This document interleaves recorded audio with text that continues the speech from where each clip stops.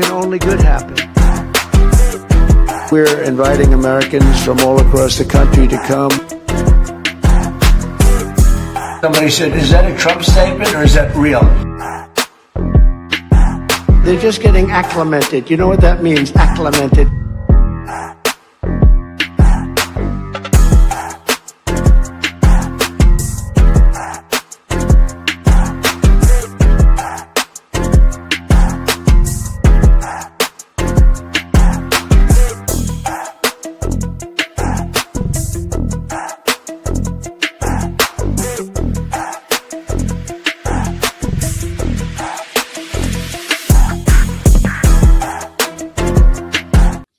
All right, let's hop right into it. What's going on, guys? Welcome back to the show. I'm Boston Brian. This is the Blunt Politics Podcast. I really do appreciate you for joining me. Make sure you hit that like button, subscribe to the channel. If you do like what you're hearing, if you like what you're seeing, give us a follow. It's an easy thing to do. It doesn't cost you a dime. What's going on, Chad? How's everybody doing? What do you say we bring you fabulous people in here? Since you are the most wonderful chat on the internet, you guys do deserve a warm welcoming. What's up, Dame? What's going on, brother? What's up, Linda? How are you? What's up, Greg? Hi, Tina. What's going on, everybody on Facebook, YouTube, Twitch, Instagram? Very much appreciate you guys. Thank you for your fight. Thank you for your passion. Thank you for your aggression. What's up, Evie Zant? What's up, Big Dog? I see you over there on Twitch. Thank you, everybody over there. What's up, Nurse M? How are you? What's going on, Mama Brooke? Appreciate you guys. Hi, Nancy. How are you? Good to see you. What's up, Jeff? Way to redeem yourself. You're lucky you redeem yourself. I had my own situation with the chat yesterday, so let's not start off on the wrong foot. What's up, Will? Appreciate you guys. Thank you. Make sure you guys hit that like button. Thank you to all the mods. Oh, thank you, Carol, for kicking it off right. In the mood for occasion gumbo lunch, but I need the ingredients. That figures. Well, you got a few of them to put in. If I do know anything about some gumbo, it's gonna be a while. What's up, Flipper? What's up, Justin? What's going on, guys? What's up, Sammy? Appreciate you. All right, guys. Yeah, lots to talk about today, as usual. Never a dull moment as far as the political atmosphere is concerned. We're going to be diving into Scott Bessant looking like an absolute moron at every single turn. I mean, there might be, I'm not even sure, maybe 30 clips going around right now that Scott Bessant is just a stuttering, stammering fool who just at every turn looks like he's doing the bidding of corruption itself. Like he's just a moron. It's just the worst person they could have possibly chosen to put in front of a camera. So we'll be diving into different clips coming from that where he just makes a total ass out of himself. A few people that we haven't looked at in a while, one of them being Benny Johnson. Benny Johnson is going to prove to everybody just how dumb, just how stupid, just how gullible, and just how brainless anybody that still watches the Benny Johnson show or anybody that still follows MAGA or, likes Donald Trump in any realm whatsoever, they still have to be at this point. Well, Benny Johnson's going to do a whole hell of a lot to prove just how stupid the Republicans have to be in order to follow this nonsense nowadays. And then we'll be diving into a little bit of Don Jr. has got some things to say about, what's been going on with ICE and protecting the homeland, as you can see by the title of this video. So diving into a little bit of Don Jr., not too much. Again, only so much Don Jr. we could do before our blood content shows too much cocaine to actually drive a motor vehicle, even by watching him. I know it's tough to understand, but it does happen. So we'll be looking at that. And then because I'm a good fucking podcast host, because I am not a schmuck that's going to make you dive through this entire fucking hour of nonsense with Donald Trump on NBC, I have gone through and I've picked out a few moments, right? I've done some timestamps. I went through beforehand, did my due diligence, did my work, so you guys don't have to sit through the bullshit. And we're going to pull up I think it's like 3 or 4 different clips coming from this. That way, again, like I said, you don't have to sit through all the nonsense. And then we got MAGA Mike Johnson here, talking about how he's now willing to go along with this whole nationalize the elections because of some bullshit about the 2020 election. He'll go on to talk about that. And then, oh boy, I'm sure you guys have probably seen at least a clip or two from this morning where Donald Trump just loses his fucking mind at the National Prayer Breakfast and talks about maybe everything under the sun besides praying. You know what I mean? But anyways, there's a few clips coming from that. And like I said, because I'm a good podcast host, we don't have to dive through all of that. We'll go through just a couple of the clips. I really do appreciate it. And then we got, who is this? Oh yeah, we got some Jimmy Dore. We haven't talked about Jimmy Dore in a long time. So he's going after Dan Bongino. I love to see it. The people that are responsible for getting these assholes into power to begin with are now going after each other. So it's fantastic to watch. And then I think we'll round it out today with a little bit of the I've had it ladies. Because they're talking about Trump's face plant in his new dementia-ridden interview, which is the NBC interview we'll be talking about. So I figured that'd be a good way to round out the show. So, all right, hit that like button. Again, I'm Boston Bryant. This is the Blunt Politics Podcast. Thank you to the mods. Thank you to the chat. What do you say we dive into it? First and foremost, to kick off the show today, I know we took a look at 2 of his clips yesterday. I do understand that ties. I mean, it'll remind you really quick if you don't remember.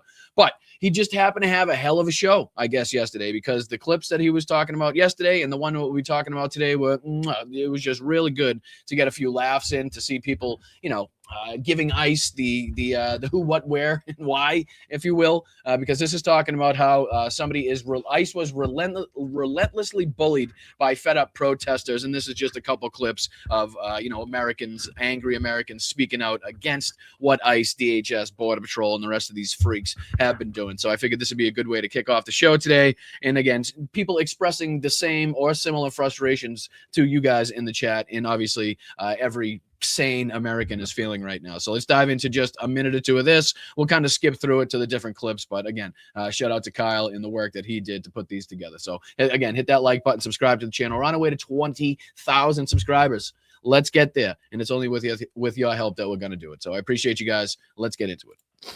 Shout out to all the people in Minnesota who are protesting, who are out in the streets, who are observing the ICE Gestapo thugs, who are screaming through megaphones and making their voice heard, because this shit matters. This is what I'm trying to get across to you guys. This shit matters. These people are heroes.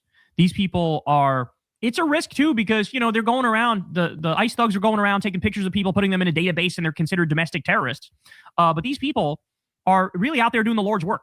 Here's a great example here. Shout out to the Call to Activism Twitter account. Whoever this guy is in Minnesota, I want to buy him a beer.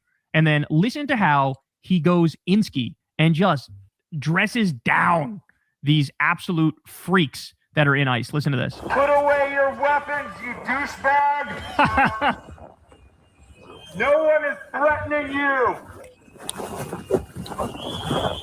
Now, it's hard to tell when I first watched this if this is an ICE vehicle. I'm assuming it's an ICE vehicle in the middle of the road, judging by what the guy in the with the megaphone says, and people are trying to get their kids to school. Because I don't understand why they would necessarily be blocking traffic themselves. Typically, they're getting pissed at other people for blocking traffic. So I don't see anybody in it. So I'm assuming one of these morons in the mask with the pepper spray ready to go is either or both of them came from that vehicle. Fucking car so he can get out. Be quiet. Jesus Christ. Hey, let him move so I can get him out. People are trying to get their kids to school, and you're out here threatening and terrorizing people. You human trafficking Nazi pieces of shit. Get him. Get him. Oh, well, I like this guy. Let's get this guy on Crystal Kyle and Friends. Get the fuck out of our city. We do not want you here. Go. And again, this is a perfect example of people that are filming out there and people that are protesting using their First Amendment right to, again, let these fucking ICE thug Gestapo pieces of shit know exactly how the community feels about what they're doing. So not only is it on camera, but you got the guy out there with the megaphone, being loud, being proud, being aggressive, which is exactly what we, preach and say that people should be doing here at Blunt Politics. So again, this is a perfect example of what, activism and using your First Amendment right looks like. Yeah. Get out of our city, you aggressive, violent, murdering Nazi scum! Put your weapon away, you baby! You fucking pathetic piece of shit! You kill our neighbors, you're human traffickers! We do not want you here! Get out of our city! By the way, this is having an impact. Just today, Holman announced they're going to take 700 of the ICE. And I'd be careful with this. I know Kyle does great work in this, but I would be very careful. I've spoken to a few people that have been on the ground in Minnesota, in Minneapolis, to be more specific. And, they're talking about how the tactics of ICE have pretty much changed as well. They're now going around in cars that look like Uber. They got the Uber light on them. Their windows are kind of heavily tinted. They're using different kind of aspects in the way they dress. They now have people in plain clothes kind of mingling throughout the crowd. So now they're trying to do more of the blend in aspect as opposed to all of them being in a line, fucking pepper spraying and shooting flashbangs at American citizens. Now they got, a few people doing that. They still have people doing that, but they also have, kind of the rest of these auxiliary officers, kind of, or agents or whatever you want to call them, kind of trying to blend in so they're not as seen, as noticeable.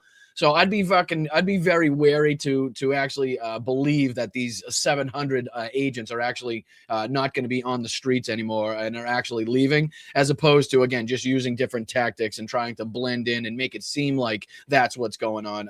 We talk about the change in rhetoric and like demeanor and just the way he presents himself by Tom Homan, considering what we used to hear from him on Fox News, OAN, Newsmax, on all of his appearances, to the point where he's spitting and yelling and he's he's all fucking animated and he's giving you the most vile opinions.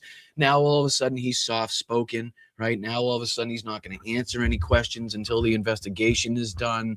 He's totally changed. So I guarantee that is a direct relation, has direct correlation to this new type of tactics being used by ICE. So again, I'd be very wary to actually believe that the 700 are beaten feet and are not going to be in Minnesota anymore.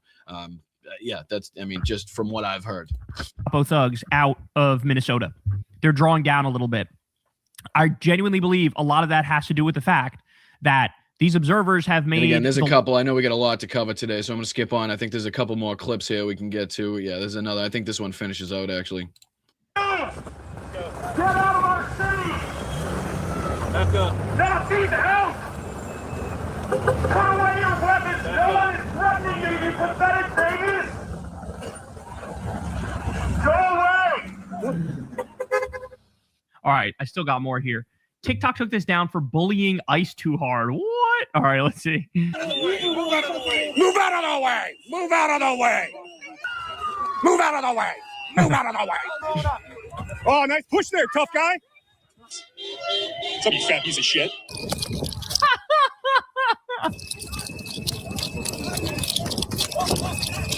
Oh my God. Have you guys seen the one with a guy? I don't know if he's ICE, Border Patrol, DHS, whatever he is, but he's running with a buddy of his trying to catch, I don't know, an American citizen wanted for absolutely nothing, probably using his or her First Amendment right, as they should, and as they're allowed to do.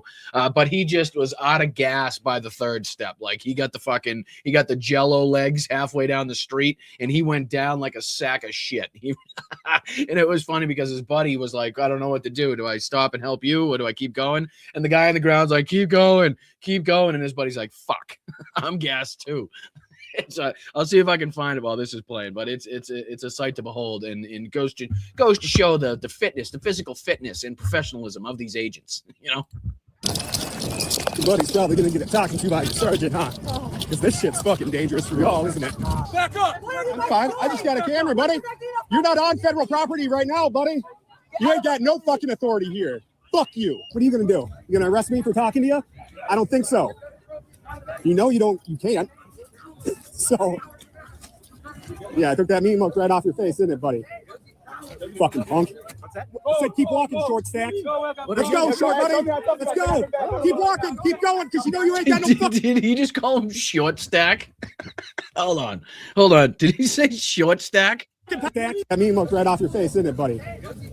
Fucking punk. I said keep walking, short stack.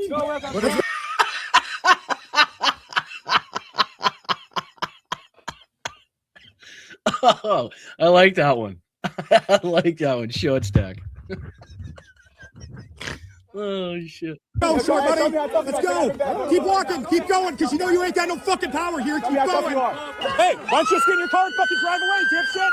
Just get in your fucking car and drive! Yeah, I think this is the, hold on. I think this is the video right here. Let me show you. I think this is it where they go down. I might be wrong, though. Yeah, I think this is it. Hold on. Let me take the sound on. Like he's gassed. Oh, yeah. Boom. Oh, let me get that again. Let me get that again. Let me make it bigger. Let me get that again. Hold on. I'll even get out of the way. Let me get out of the way. There you go. Ready? I wish I had some fucking. Do we have any music we could put to this? Do I have any like background music that works with this? Oh, let me see. Let me see. Hold on. I don't know if I have room for it, but we'll try. Maybe this? No, that won't work. No, what about this? No, that ain't gonna help. Let's try this. No, night driving? Oh, all right. Fuck him. StreamYard doesn't give me good choices. I'll have to upload something that we could look, but check this out. This is gonna be great. Ready? Look at his jello legs. Already getting the jello right here. He knows he's going down. He's going up. Yep.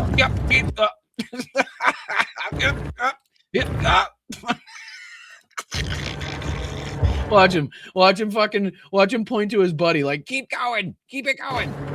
Go. Yeah, I'll stay here for a second. Look at his buddy's like, fuck. You see his partner's like, fuck.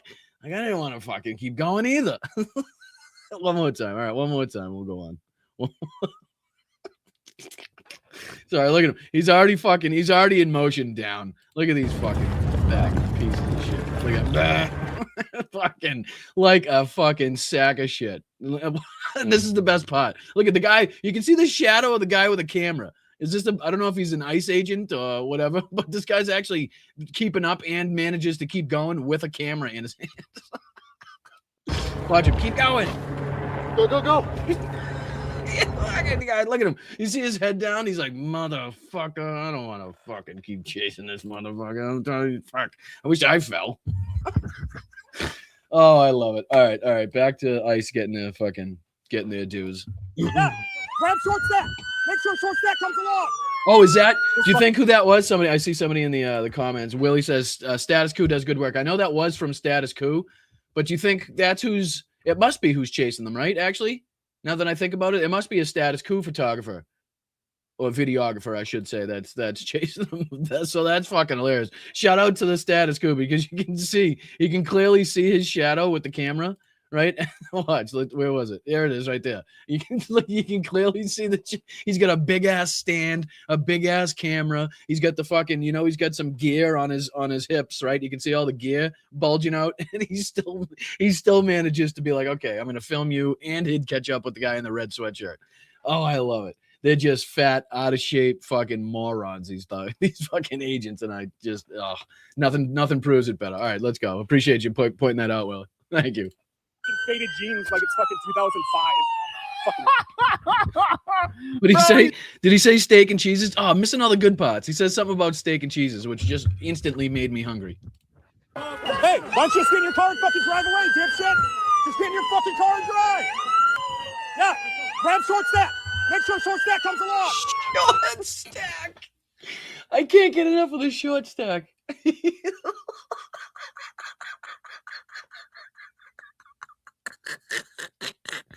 Hey, short stack.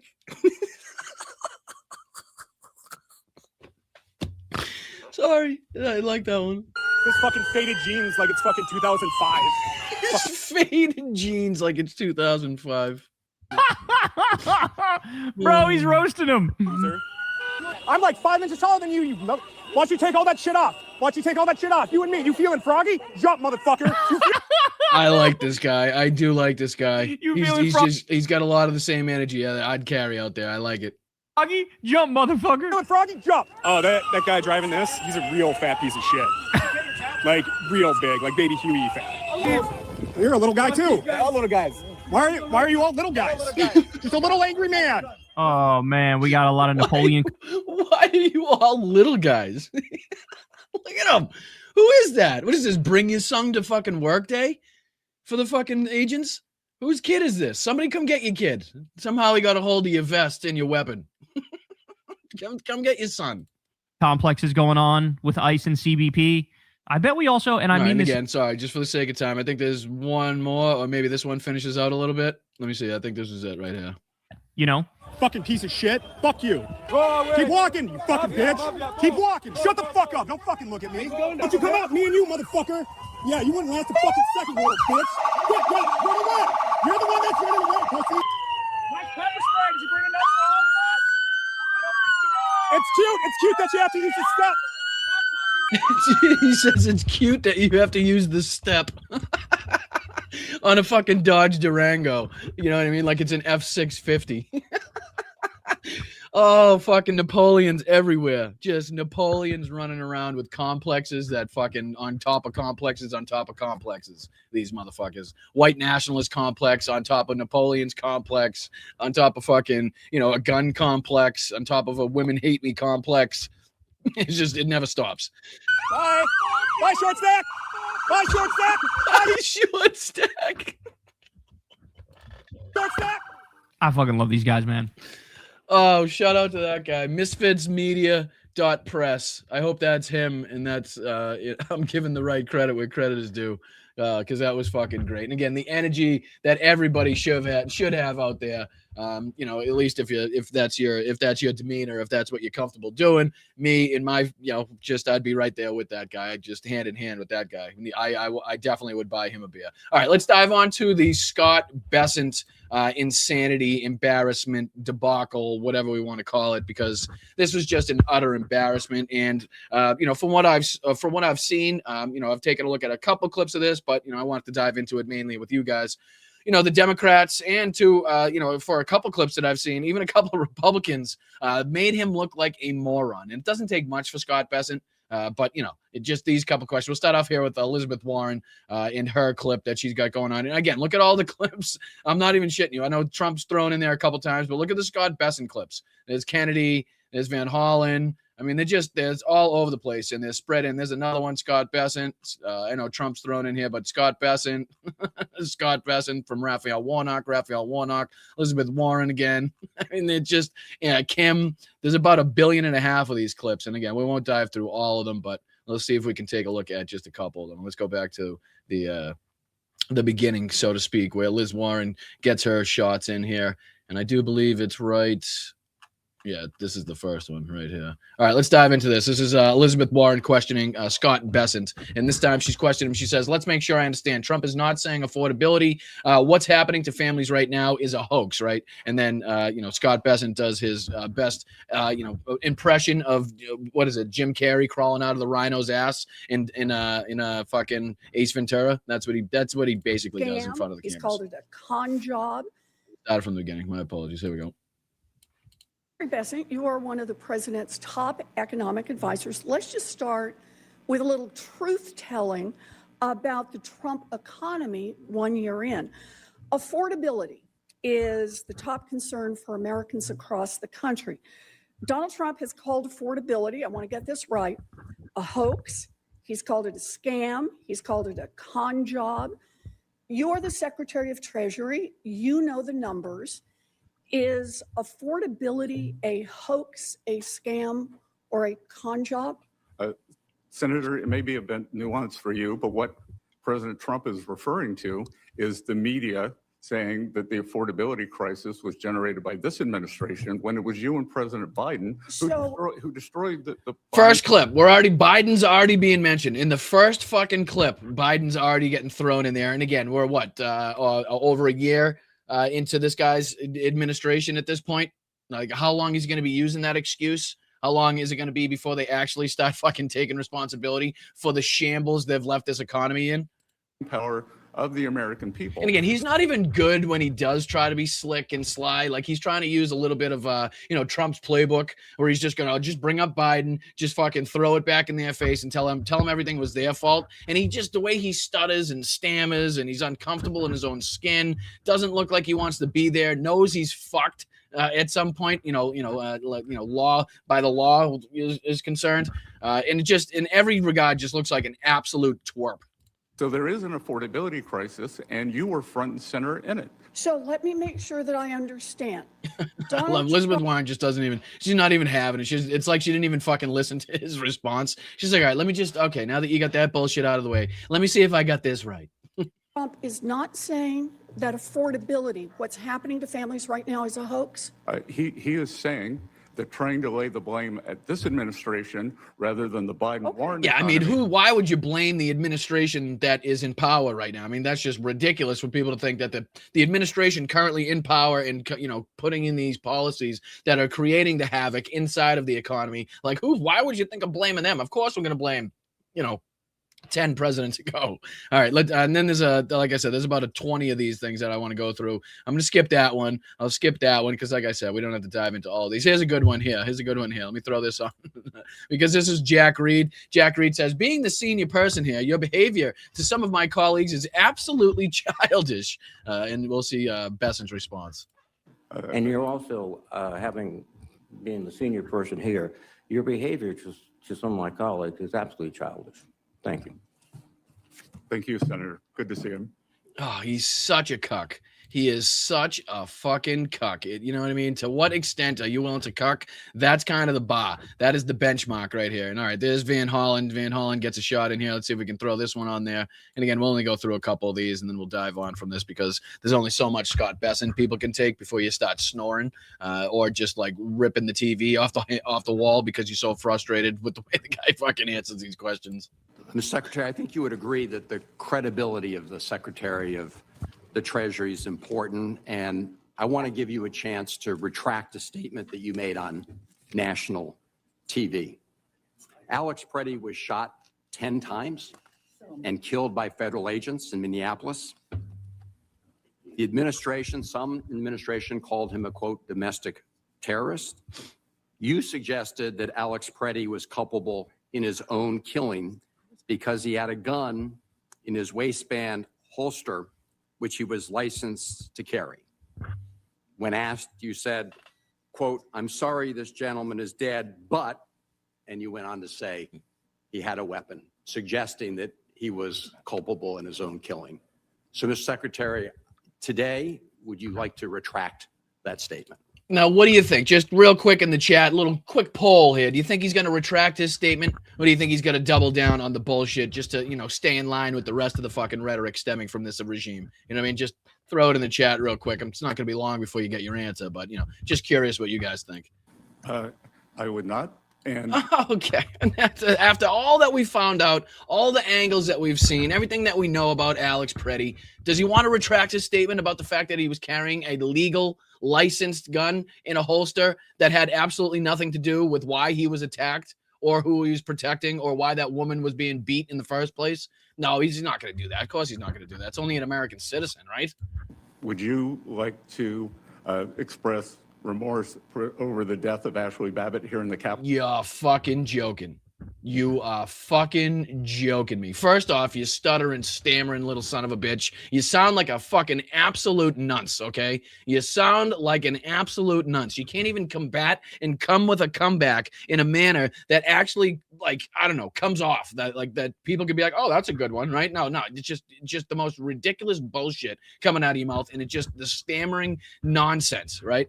And this is him trying to actually, while he's in the Capitol, talk about Ashley Babbitt, who again had a knife in her bag, was clearly in a place she shouldn't have been, was clearly part of a riotous fucking gang looking to, stop the certification of a free and fair election, actively hunting down senators and people in there, right?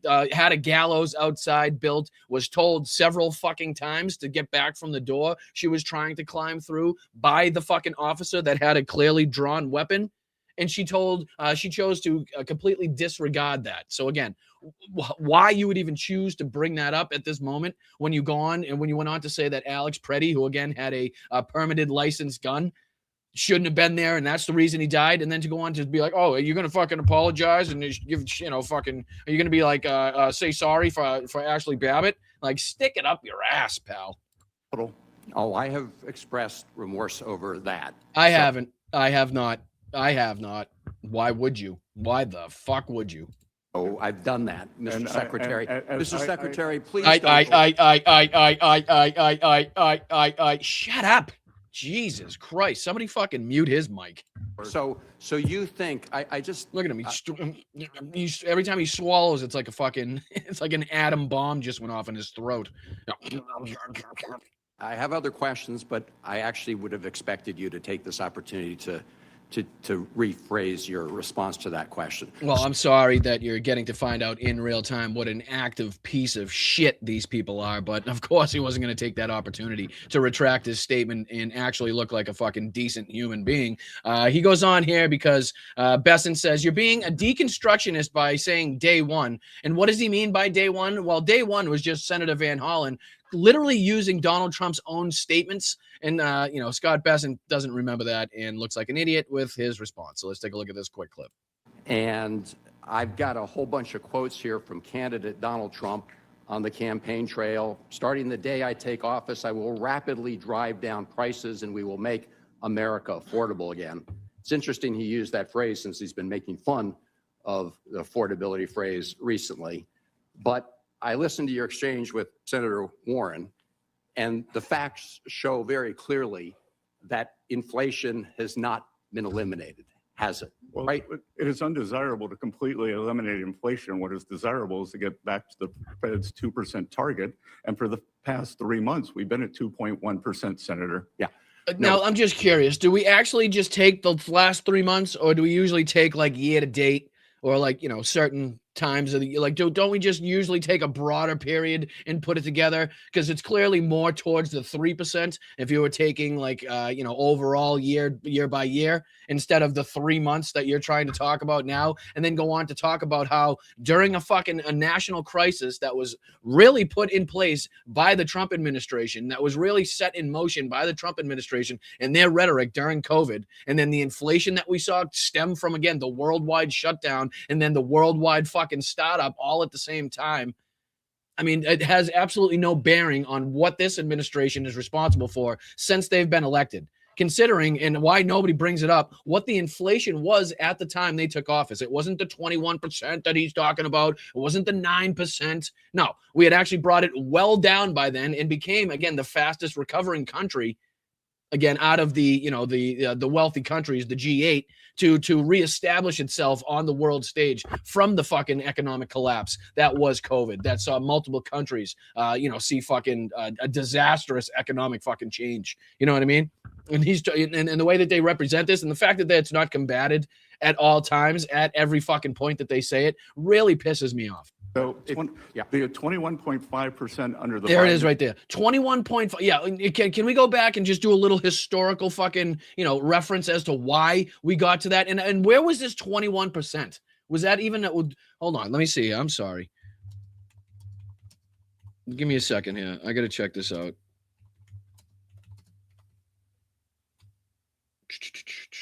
Where the fuck are you? There you are. Just give me a sec. My apologies.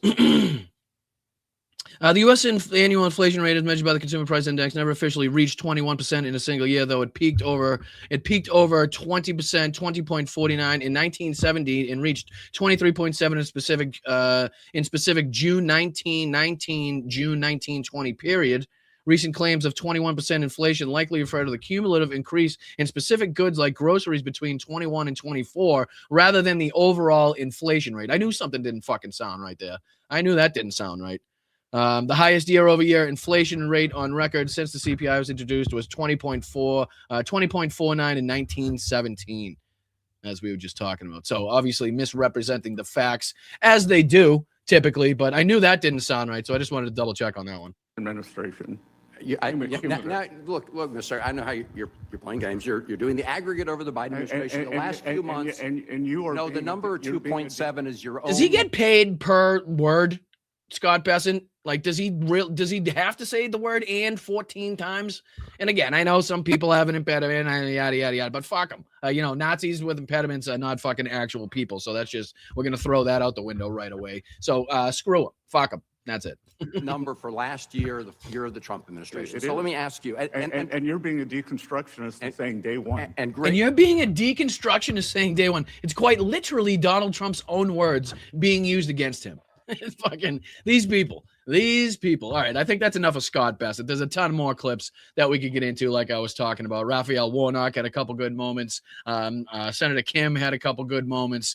Liz Warren had a couple more good moments. But again, I think we've kind of seen what we need to see as far as that's concerned.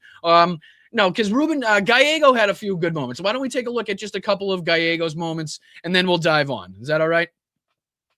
Let's see here, because here's where he's questioning about the $10 billion lawsuit. So that's pretty important. Let's dive into that one, and then we'll move on. I want to make sure we do the our due diligence, due coverage that it deserves here. So this is, again, Scott Bessant being questioned about Donald Trump's $10 billion lawsuit that he wants to come straight out of taxpayer funds from the Treasury and being handed straight into Donald Trump's fucking bank account because of this, tax release that also I think it was like 400,000 people were also involved in.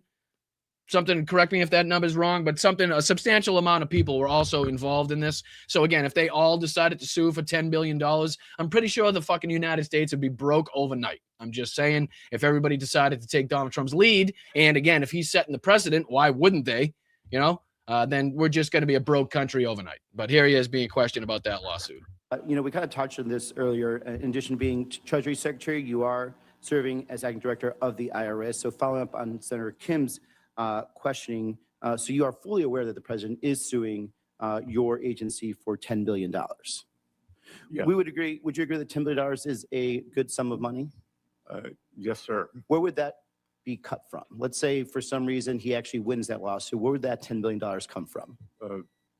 Again, it would come from process-wise. I'm not asking like your Jesus H fucking Christ with this guy. It'll come from I know I'm head of that department, and I know it's going to come straight from me, but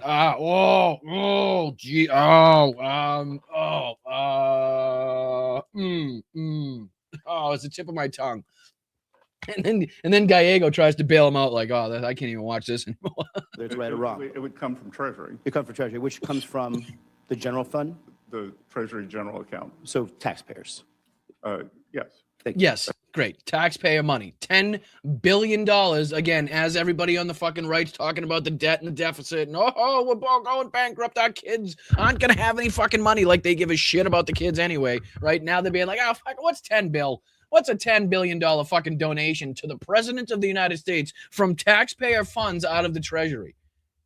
Now, if this was taking place in fucking Peru or fucking Iraq or Pakistan or India, wherever the fuck, do you think we'd have something to say about it? Do you think there'd be like a little, an air of corruption going on? If we were like, hey, do you know that president over there? Yeah, well, he's getting a $10 billion fucking lawsuit donated to his bank account. From who? Oh, the country that he's presiding over. Oh, really? Oh, yeah, that seems above board. Yeah, well, yeah, I'm sure there's no corruption and fraud going on there. And I'm sure there's no kickbacks that Scott Bessant has been promised behind the scenes, him and his family, right? Let's not put this past him at all. The fact that Scott Bessant, because he's so willing and able, and because he's talking about it in front of Congress here, like it's a done deal. Like if he wins and Donald Trump wins, then I'm going to sign it. I'm going to send it over.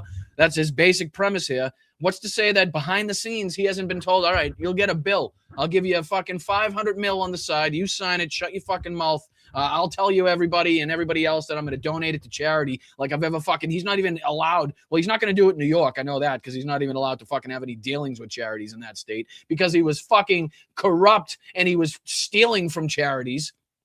But yeah, let's believe the guy that he's going to donate $10 billion to charity. And again, not somebody that is, closely related to him, which is going to result in his kickbacks anyway. You know what I mean? You see how this whole fucking game is played out, but I wouldn't put it past these fucking corrupt sons of bitches. Oh yeah? You're going to get a $500 million behind the scenes? Oh yeah, I'll sign it. I'll sign it. Part of the 440,000 taxpayers whose returns. Did somebody say Harry Carey? Good call, Greg. Good fucking call. Greg says when Bessant speaks, I only see Harry Carey from SNL. Oh, I like my chat. I like you guys. Much appreciated, Greg. Much appreciated. All right, let's continue. Were leaked. If the president, they're not suing, but if the president, so let's go on to the next clip here because I think there's a couple here from Gallego who again did a pretty good job here. He says in this one, he says, do you have any say in the process of the lawsuit, or is the DOJ just going to instruct you to cut a check? You have no independence to make a decision whether or not the president deserves $10 billion. And Bessant, again, does everything he possibly can to not answer the question and to refer the matter to the DOJ. Let's take a quick look at this clip, And again, I think there's one more, and then we'll dive on. I appreciate you guys. Let's go on to let me start at the beginning, make it a little bigger on your screen, and let's dive into it. But if the president prevails in this lawsuit, he's going to be able to pocket that money. My question is the president, has anyone in the president's office talked to you about this lawsuit in any regard?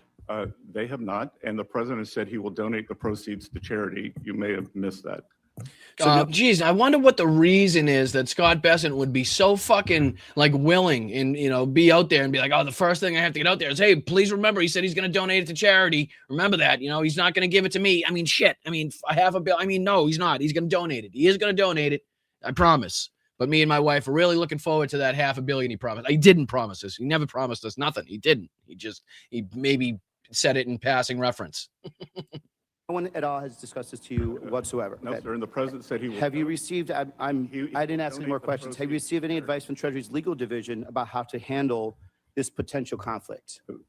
This is a Justice Department matter. They represent Treasury in it. Have someone from the Department of Justice actually come and talk to you saying that this is their purview and you need to stay out of it? Or who has discussed to you what is your role in this? Our general counsel, who's sitting behind me, has told me that it is a Justice Department matter. Okay, so it has been discussed with you. You are privy to the matter. You do know about what's going on, and you have been instructed to some extent, at least, as to what your role is in this, is what you're being questioned. So why, again, you're talking about the DOJ and not just answering the question is beyond me. Well, it's not, because, you know, we know who we're dealing with, but, you know, in any normal circumstance would be beyond me.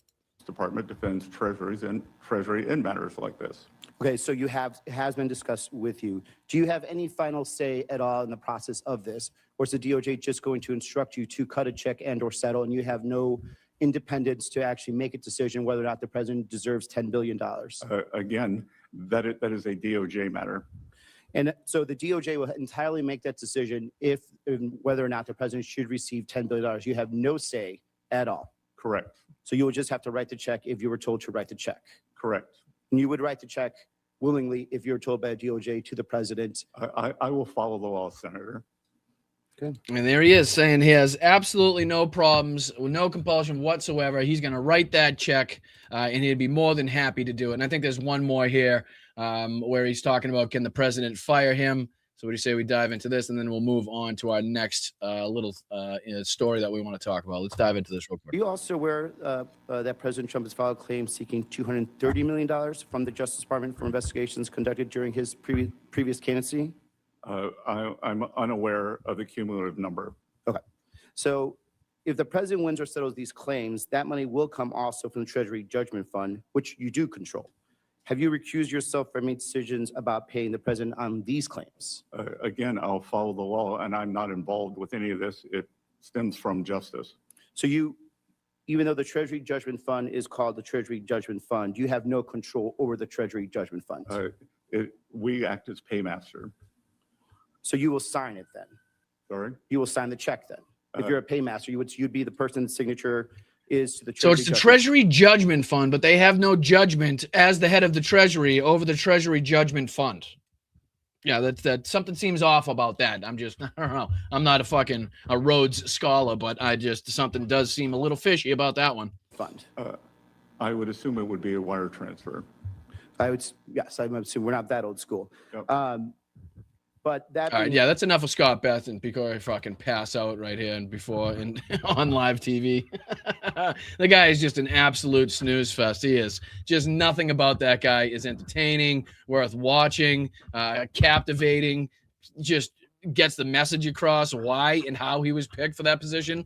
I don't fucking know. Well, I do know, because he's doing the bidding of the president. He's doing, the corrupt and fraudulent shit that the president wants, and that's why he was doing that. All right, let's dive onto this, because this should be a quick one. All right, this is, again, just kind of detailing just how stupid, ignorant, unbelievably sycophantic, and just inept you have to be in order to still be a Benny Johnson follower, to still be a MAGA supporter, to still be in any way a follower of the Republican Party or Donald Trump in particular. Again, we spoke about this on the show the other day, and how stupid people were being fooled by AI, and that remember how we spoke about how we showed the Matt Walsh clip on how he wanted people to, his message to everybody was that the most important takeaway from the Epstein files, from the latest tranche, from the latest release, was that Zohran Mamdani's mom was a Hollywood director. Not the abuse on the kids, not the high-profile clientele and the names released, not the people that are actively running this country and a part of the administration, most importantly and more specifically, the President of the United States. None of that stuff. None of that stuff. None of the egregious assaults committed on underage. None of the videos. None of the pictures. None of that he wanted you to focus on and talk about. Just the fact that Zohran Mamdani's mom was a Hollywood director and that she happened to be at some, movie release parties and movie launches that these high-profile clientele also went to, which resulted in her name being in emails and stuff like that. But okay, so we know the story. We know that there was AI pictures going around to try to, corroborate, to make it seem more real. Well, this is Benny Johnson. And again, I just want you to kind of recognize just how stupid you have to be in order to watch this and get your popcorn and be like, oh, man, Benny Johnson's on shit. Fucking lol, this is real. Watch this bullshit. Watch this. This is crazy. And again, this is just after his somehow, I don't know how he gets away with copyright, because every one of his shows, his intro, is a copyrighted song. And if I were to play it, I get hit with the copyright, but he does. I don't know. Maybe Rumble's different. I'm not sure. But listen to this nonsense. This is the most useless fucking video I have ever seen made by any Republican, right-wing, conservative podcaster, commentary, whatever person you want to talk about. This is fucking nonsense, is what this is. Check this out. What's up, guys? Benny, remember the good old days when everybody would make fun of Justin Trudeau for being Fidel Castro's bastard child? Jesus. And the reason why we would do that is because Justin Trudeau... Hold on, let me see. Did I speed this up, or is he on crack? Nope, it's one-time speed. Holy shit. He sounds like he's on crack. Trudeau's parents were dirty communists that loved to travel to communist Cuba, had many instances when they met Fidel Castro. Okay, so we're starting off talking about Fidel Castro. You guys following this? We're talking about Fidel. Somehow he's going to tie this into something. You watch. Mother was clearly in love with Fidel Castro, and she got around, if you know what I mean. And also, well, Justin Trudeau doesn't look anything like his portly, short, bald dad. Yeah, Rumble's good. You can tell Rumble's good because it's definitely playing well. Let me see if I can just refresh it for a second, see if it works any better. He looks everything like Fidel Castro. And so it leads people to ask, is this some type of selective breeding thing among the global elites and the Illuminati? Oh, here we go. Global elites. Who's he going to be talking about? Is he going to be talking about the president? The most well-known global elite? The guy with the most power right now, per, somebody that's been mentioned over 30,000 times in the Epstein files. This type of global elite. Who's he going to name, guys? Who's he going to name? Type of sick ritual where they plan out who's going to be running the countries, generation after generation. Just like old royal families. Yeah. And maybe this is something like that. Rumble is right behind Twitter for being the worst fucking. Let me see. Where are we right now? 57 seconds. All right. I'm going to see if I can do a total refresh on the page. Because Rumble just, here we go. This is the thumbnail. So this is to give the game away here. I was trying to hide this from you guys so you kind of would watch along, but this is an actual thumbnail that he made, trying to get his crowd to believe that Zohran Mamdani is actually Epstein's son. And using the AI picture, as you can see, AI picture right here, one of the well-known AI photos generated to make this more believable and to make the gullible morons that believe this type of shit to believe it. All right, let's go to where were we? 57. Something Here we like go. That. Let's see if this More importantly, when Justin Trudeau was conceived, his parents were in the Caribbean. I'm going to fast forward to because we got a lot to cover. So here's where he brings in the first article. And absolutely parabolic. Article says, does Jeffrey Epstein have a secret son? Sarah Ferguson congratulated pedophile on birth of baby boy. Newly released emails reveal. Okay, so that's one just random piece of nothing. Okay, so what this video is a conglomerate, right? Just a fucking compilation of the most random, nonsensical bullshit. And then it's supposed to be all tied together somehow by the fact that Zohran's mom was mentioned in the Epstein files as being a movie director at a party for a movie release. right? So again, this is how he's tying it all together. This is does this article that does not mention anything about Zoran, says nothing about his mom, has no relation whatsoever to anything that he's going to talk about, but he's putting it on the screen just to kind of, he's trying to fucking lay the plot here. He's trying to put down the breadcrumbs so his fucking people will follow. Now, what's next? Rise to one of the most powerful communists on earth has been installed. Listen to the portion that he reads, though, right? So he goes and talks about how, something about a baby boy, nothing to do with anything that he's talking about. Again, the thumbnail was Zoran and the connection between him and, well, the not connection, but he's trying to establish a connection between him and Epstein. And what's he showing? Just nonsense articles. And then he goes on to show this. And then he goes on to show this right here, right? Listen to this. And then he talks about this right here. Listen. Well, as far as we know, Jeffrey Epstein has no children. So what's going on here exactly? Enter Zorhan Mandami's mom. Zorhan Mandami's mother is the acclaimed Indian-American filmmaker. Acclaimed? Really? Myra Nair. Her name's Myra Nair. Okay. She's born in India. Yep. She's a renowned director. Okay. Is she really a renowned director? Let's go ahead and check her IMDb. Okay, Myra Nair is a real person. Okay. Director, producer. Now, again, we're on to her IMDb all of a sudden. We're trying to check her IMDb, and that's supposed to tell us what about the fact that we're talking about the Epstein files. Again, listen, this is all a bunch of random nonsense, and listen to how he tries to tie this in, because a couple of the movies that she directed has the word child and or sex somewhere in it, but again, not showing what the plot is, not talking about what the movie's about. And you can all pull like random movie names, and they all sound a bit creepy if you don't know what the movie's about. But again, you just listen to what he does here. Chris. So Myra Nair, this is the kind of woman that raises a communist, by the way. It's the kind of woman that raises just random comments, meaningless comments about the looks of the woman, again, having no bearing whatsoever in reality, right? Just bullshit comments. So again, nothing real, no facts, no nothing, just a bunch of shit. Beef on the police communist. So yeah, she is a director. Yeah. What has she directed exactly? Movies. Let's go ahead and check. Probably movies. Kama Sutra, A Tale of Love. Okay, so where's so he's trying to tie this in like, oh, love, Kama Sutra. Now, is that weird? Are there not multiple movies you could probably talk about love, about Kama Sutra, above, sensuality, right? I mean, again, just random nothingness, no connection whatsoever tied by this, but he's just putting it out there, Another one. Oh, okay. All right. What else has she directed? Okay. Children of a Desired Sex. Okay, so again, so you could make it sound weird to your crowd. You can make it sound fucking, like it has some representation in what we're talking about. But are you going to go through and actually talk about what the movie's about? Maybe even just give the plot. That would be like, oh, okay, that makes sense as to why it's named that, right? You know what I mean? Maybe, there's a subsect of the community in India that wants to have all boys, right? And then you could title that fucking movie Children of a Desired Sex because they all had boys or something. You know what I mean? Like, just, you can see how you could rework that into be like, okay, well, it sounds bad because we're all thinking about the Epstein files and we know what's going on there. But now if we put this movie that was made in 1987, right, into our brains, and then we take that and I don't tell you what it's actually about. I show you, no fucking clips of the movie. I don't show you the plot or anything. And see how they're trying to, this is propaganda. This is how the propaganda works, right? Something that sounds like it could be really fucking, evocative and really fucking sickening. And all of a sudden you're like, oh, okay, well, they're just talking about the fact that, this community, whatever it may be, but it has nothing to do with what he's trying to represent it as, right? And he goes on. I think he tries, at least. Does he? Okay, yeah. Got 1 star. There he goes. But yeah, that's on a thing that's a thing that she directed.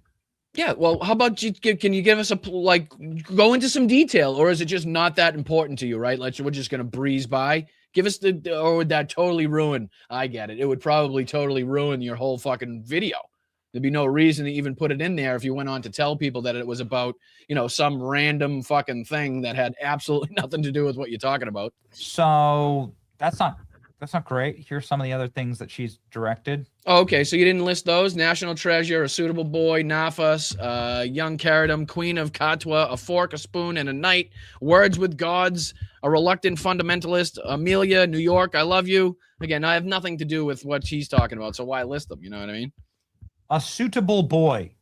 I knew he was going to pick that one out. Okay, and again, what's the movie about? What is it about? Give us a little fucking detail. Or again, would that completely ruin your agenda, completely ruin your story and the propaganda if it was about, the suitable boy for a bride? You know what I mean? What if it was about, an Indian family that was trying to choose the suitable boy for their daughter? Wouldn't that make sense as to why it would be named a suitable boy? Or are you trying to, again, mischaracterize that as being somehow like, a play towards, the Epstein crimes, which is what he's trying to do? See how easily this is like fucking picked apart? See how easily this propaganda is kind of like put out to these idiots, and how stupid you'd have to be like, oh yeah, that stuff, she knew about the Epstein files because she named it the suitable boy, even though it had nothing to do with the fucking anything about that. You know what I mean? And then you'd have to be an absolute moron at this point in 2026 to continue to fucking believe this bullshit.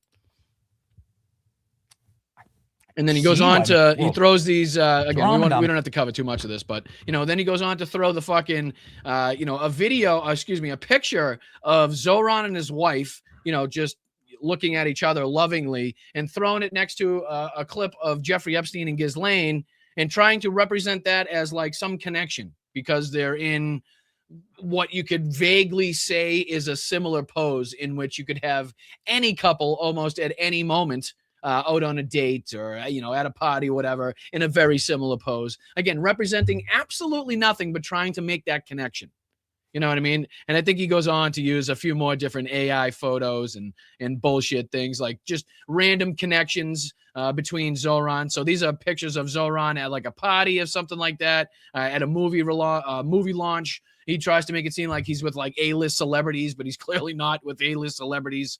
You know what I mean? But these are nothing. And then he brings up a couple emails that have absolutely nothing to do, like just a random email that mentions a baby boy, right? This is, if you can see just above my head here, we'll read the bottom line where he says, don't know if you are still on this BBM, but heard from the Duke that you have had a baby boy, even though you have never kept in touch. I'm still here with love, friendship, and congratulations on your baby boy, Sarah. And again, this is, and it doesn't say who it's from, right? So you have no idea what the fuck he's like. Why is he bringing this up?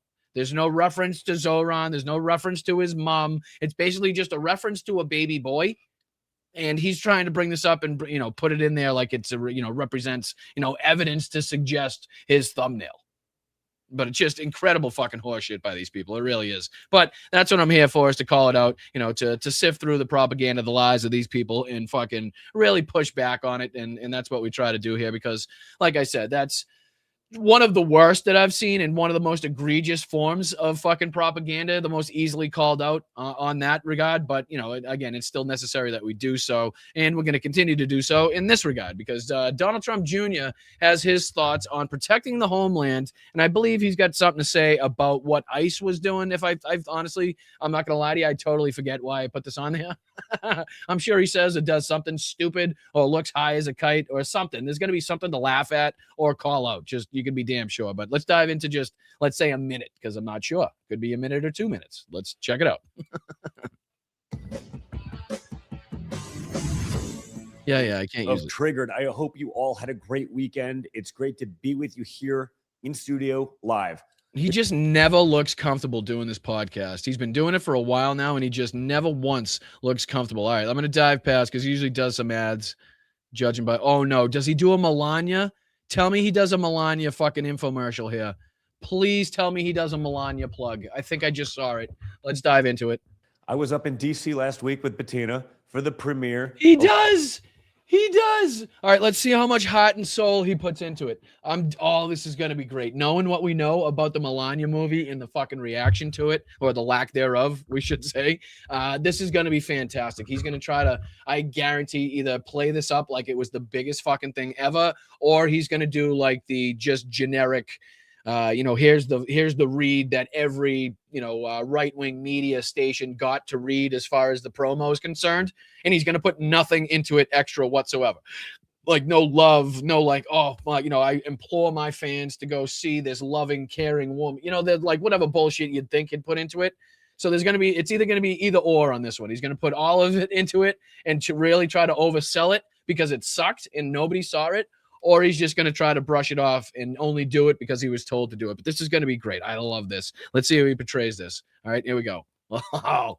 Text Don Jr. to the number Don't do that. 989898. Don't do that.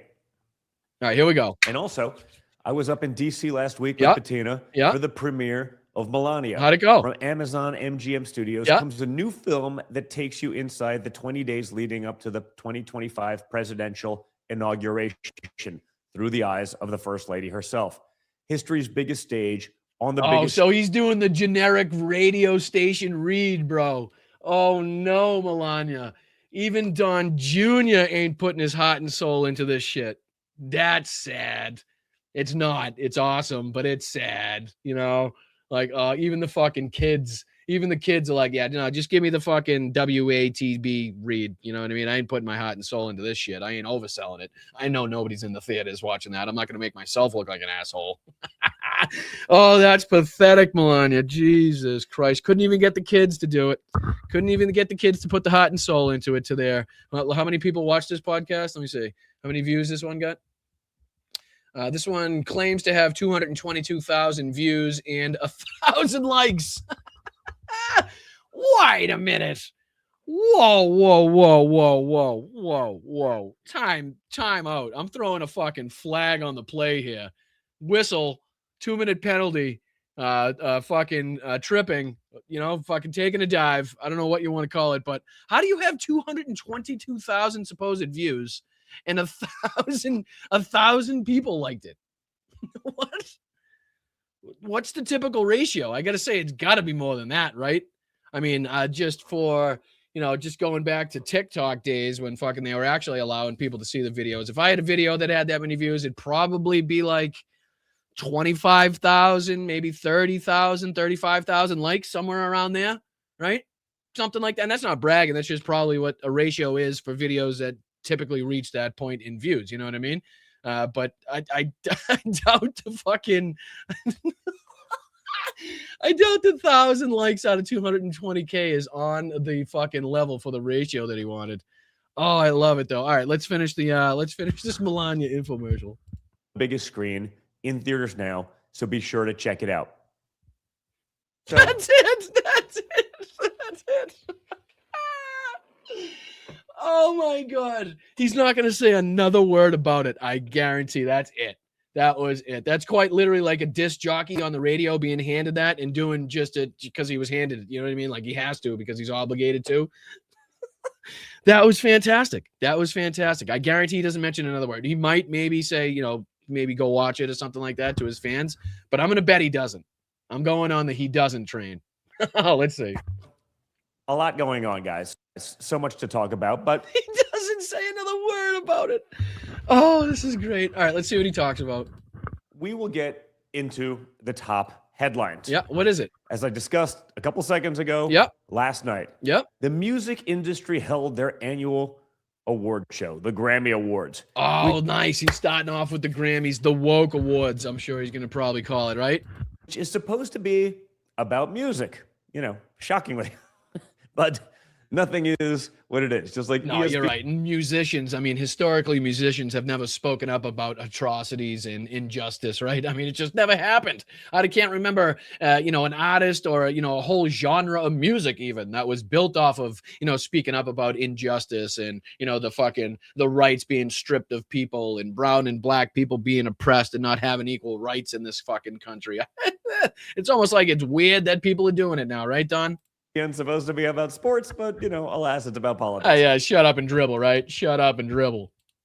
But instead of being about music, they turned it into a rally against immigration. Oh, no. I mean, and for the Trumps, so you guys hate rallies, right? I mean, God forbid a rally would have taken place. I mean, I know we didn't have the big white pointy hoods like you typically wear at your rallies, but it was still looked like a good time, right? It seemed to be well received. You know, by the crowd, even the, you know, the fuck ICE chants and, you know, the moments of activism, you know, Bad Bunny and Billie Eilish, those, you know, the prominent ones that spoke up seem to be very well received. So you're kind of on the minority on this one.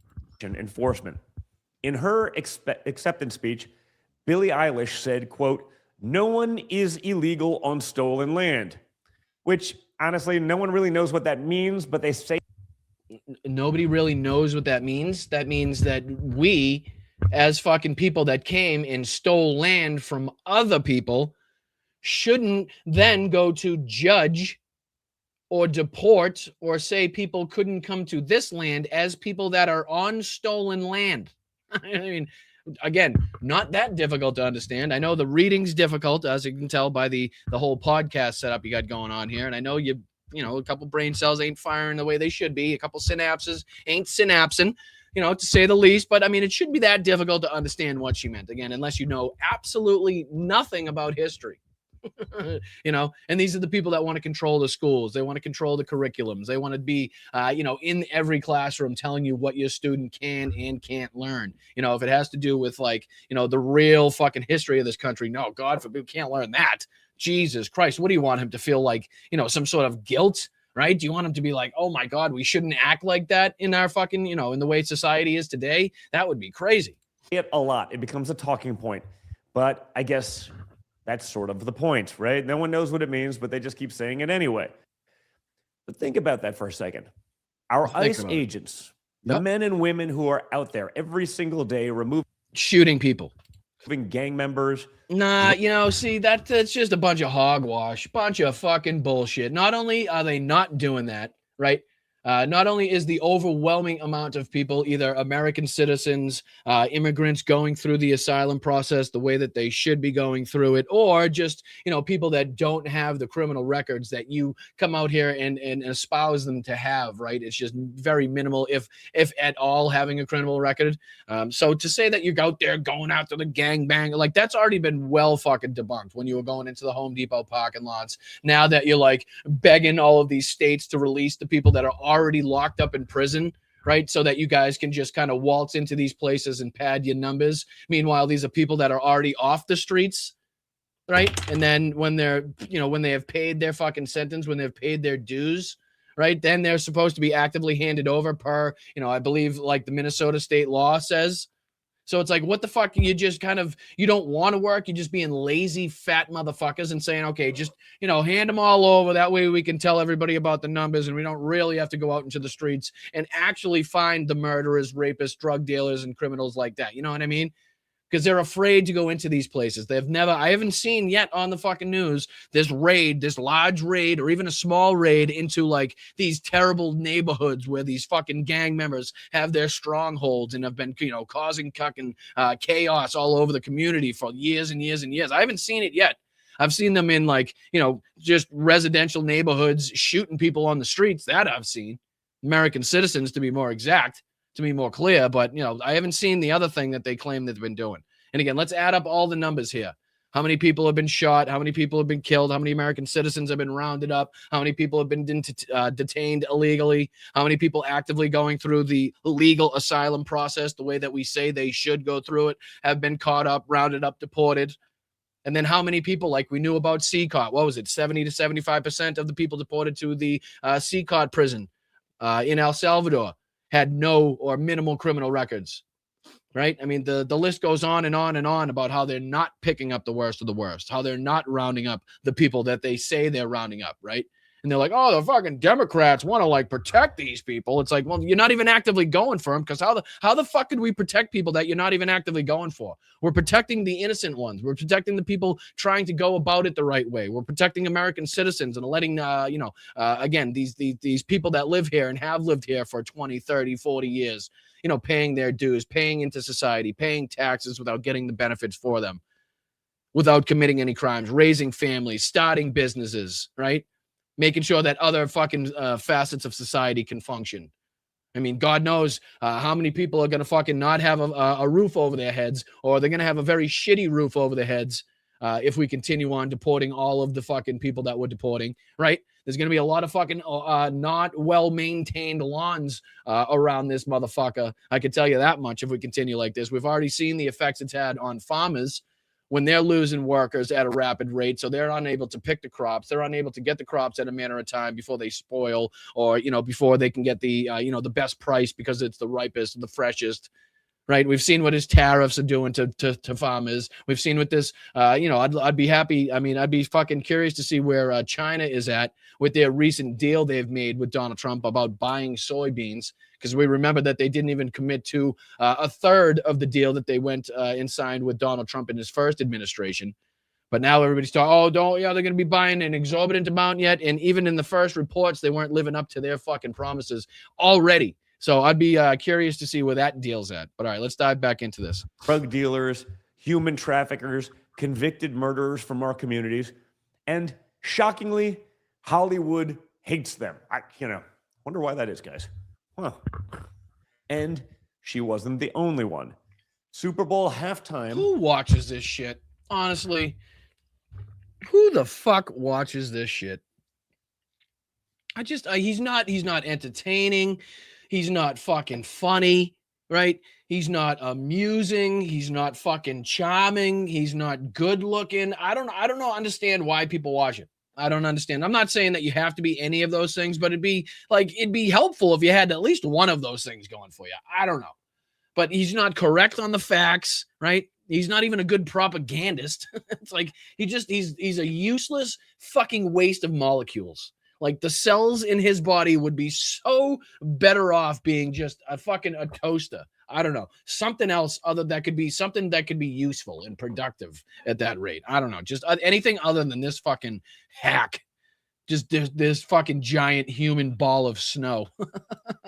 Reported that exactly. Bad Bunny exactly, opened his Rob. speech by saying, "Before I say thanks to God, I'm going to say ice out." Ugh, the blinking of his eyes is so creepy. Watch this. Watch his eyes. Hollywood hates them. Closed. Wonder why that is, guys. Well, and she wasn't the only one. Super Bowl halftime reported that reading's tough. Reading is hard. Bunny opened his speech by saying, "Before I say thanks to God, I'm going to say ice out." Blinking. I can't with that. Why does he do that with his eyes? It's like every time he's lying or watch his eyes right here. And shockingly, Hollywood hates them. Wonder why that is, guys. I'm done. All right, can't do that anymore. All right, is there anything else that he brings up? Let me see. Is there any other clips or anything? Okay, he talks about Bill Gates. Of course he would. Of course he would. It's a big hoax, says his father. But let's point out the Bill Gates aspect and connections to it, and not so much my father's connections. You think at any point in this show he mentions the 38,000 times his dad's mentioned in the files? Oh, he does play a clip here. What's a clip of his fucking shithole dad? Very big, powerful ships heading in that direction. Big, powerful ships. Oh, it's a big, powerful ship. I did a stink. Oh, powerful. It's 1,000 trillion times more powerful it is. As you know. I can't tell you, Okay. Yeah. Oh, there you go. Looks like he's dressed for one of Epstein's auctions right there. Probably right now it's just a little too sensitive politically. Don't know you create headaches. All right, so that's where he's taking questions. I don't give a shit about him taking questions. All right, let's dive into this next category, next little topic that we've been doing. And again, this is because I'm a good fucking podcast host, because I'm, patting myself on the back here. We're not going to dive into all of this. I would really like to. I'm not going to lie. It's 50 minutes long, and all of it is batshit crazy and ridiculous, but I am going to spare you guys the nonsense. I'm going to spare you guys the bullshit, and I'm going to spare myself for having to watch it all over again. Really? That's really what I'm doing. But I'm going to dive into just a couple moments here. Like I said, I have about 3 or 4 moments just jotted down here. I got them time stamped, and we're going to take a look at them, and then we're going to comment on them. We're going to call it out, and then we're going to move on, and we're going to be none the wiser. We're not going to have any detriment to our day because this motherfucker's on the screen. We're going to be okay. We're going to stamp right on that face. All right, let's go. This is Donald Trump sitting down with NBC News, and I think the first thing we're going to be talking about here is his egregious statements about ICE and Alex Preddy, the shooting, and talking about how Alex Preddy and Renee weren't angels, which again he's using as justification for the shootings, right? He then goes on to be questioned as if he's using it as justification. He says no, but then there's just absolutely no reason to bring it up. There's no reason to say that they're not angels. So obviously he's lying in that regard. So let's just check out this clip and then we'll go on. There's a couple other clips we want to look at. So again, here we go. Hit that like button. I appreciate you guys. You wouldn't have the Olympics, which I got the Olympics. You wouldn't have the Olympics in Los Angeles. And he said, without the president sending in the troops, we would have lost Los Angeles. And you know what? I saved Los Angeles. And we will do it again if we have to. And by the way, we're going to have a very safe Olympics, and we're going to have a very safe World Cup. Speaking of Minneapolis, very safe. Well, it's going to be really safe when nobody fucking shows up. I mean, there's no better way to make an event safe than have nobody there. You know what I mean? Considering the amount of tickets and hotels and fucking flights and cab rides and Ubers and whatever the fuck has already been set up that's been canceled already.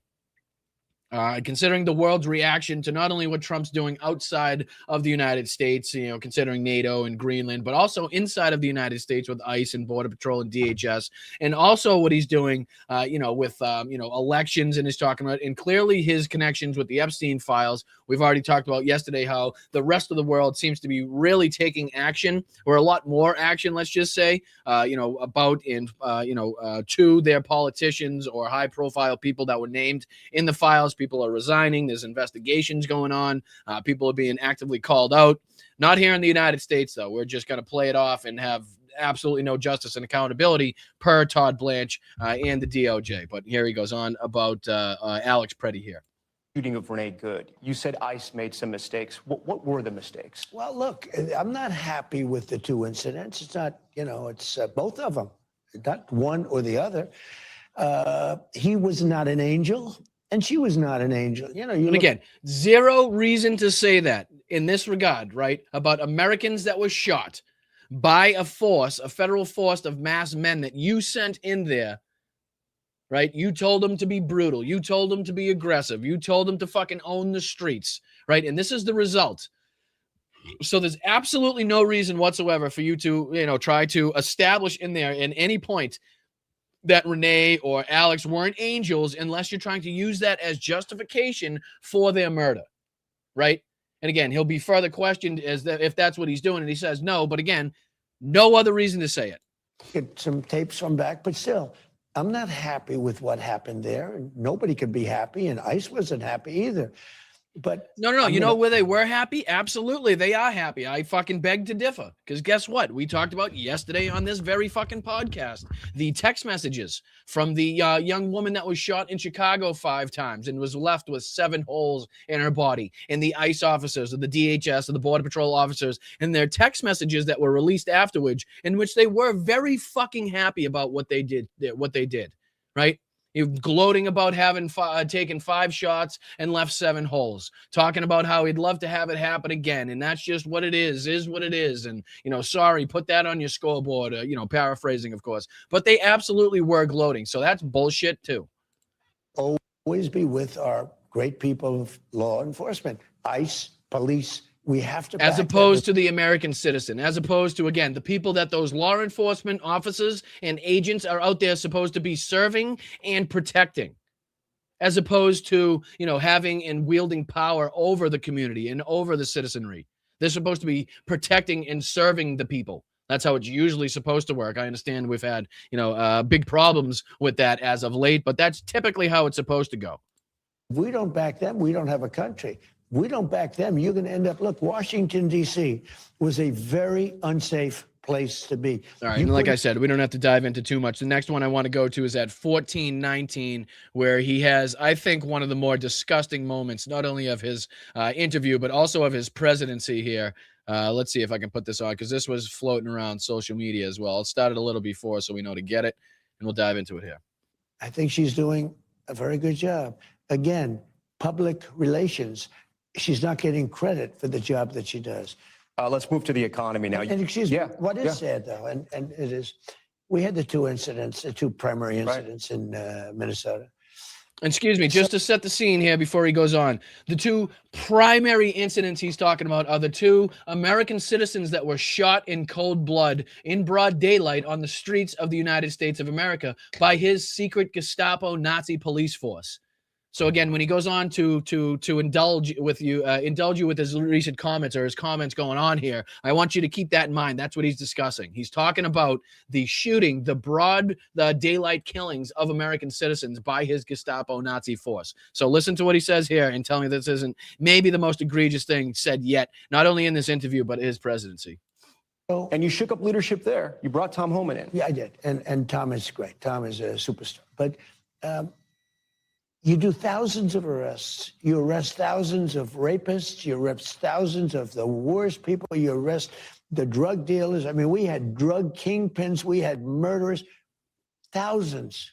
No incident. We bring them back to their country. 2 people. It's bad. I hate it. I hate even talking about it. 2 people out of tens of thousands. Okay? And you get bad publicity.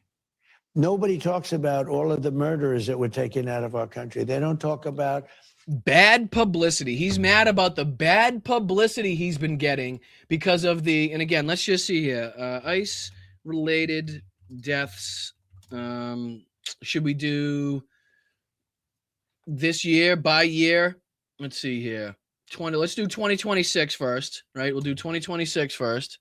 8 people have died in dealings with ICE so far, just in 2026, per The Guardian. Let me throw this up on your screen, okay? 8 people. Well, fuck you, Guardian. Don't fucking put this shit up while I'm in my show. God damn it.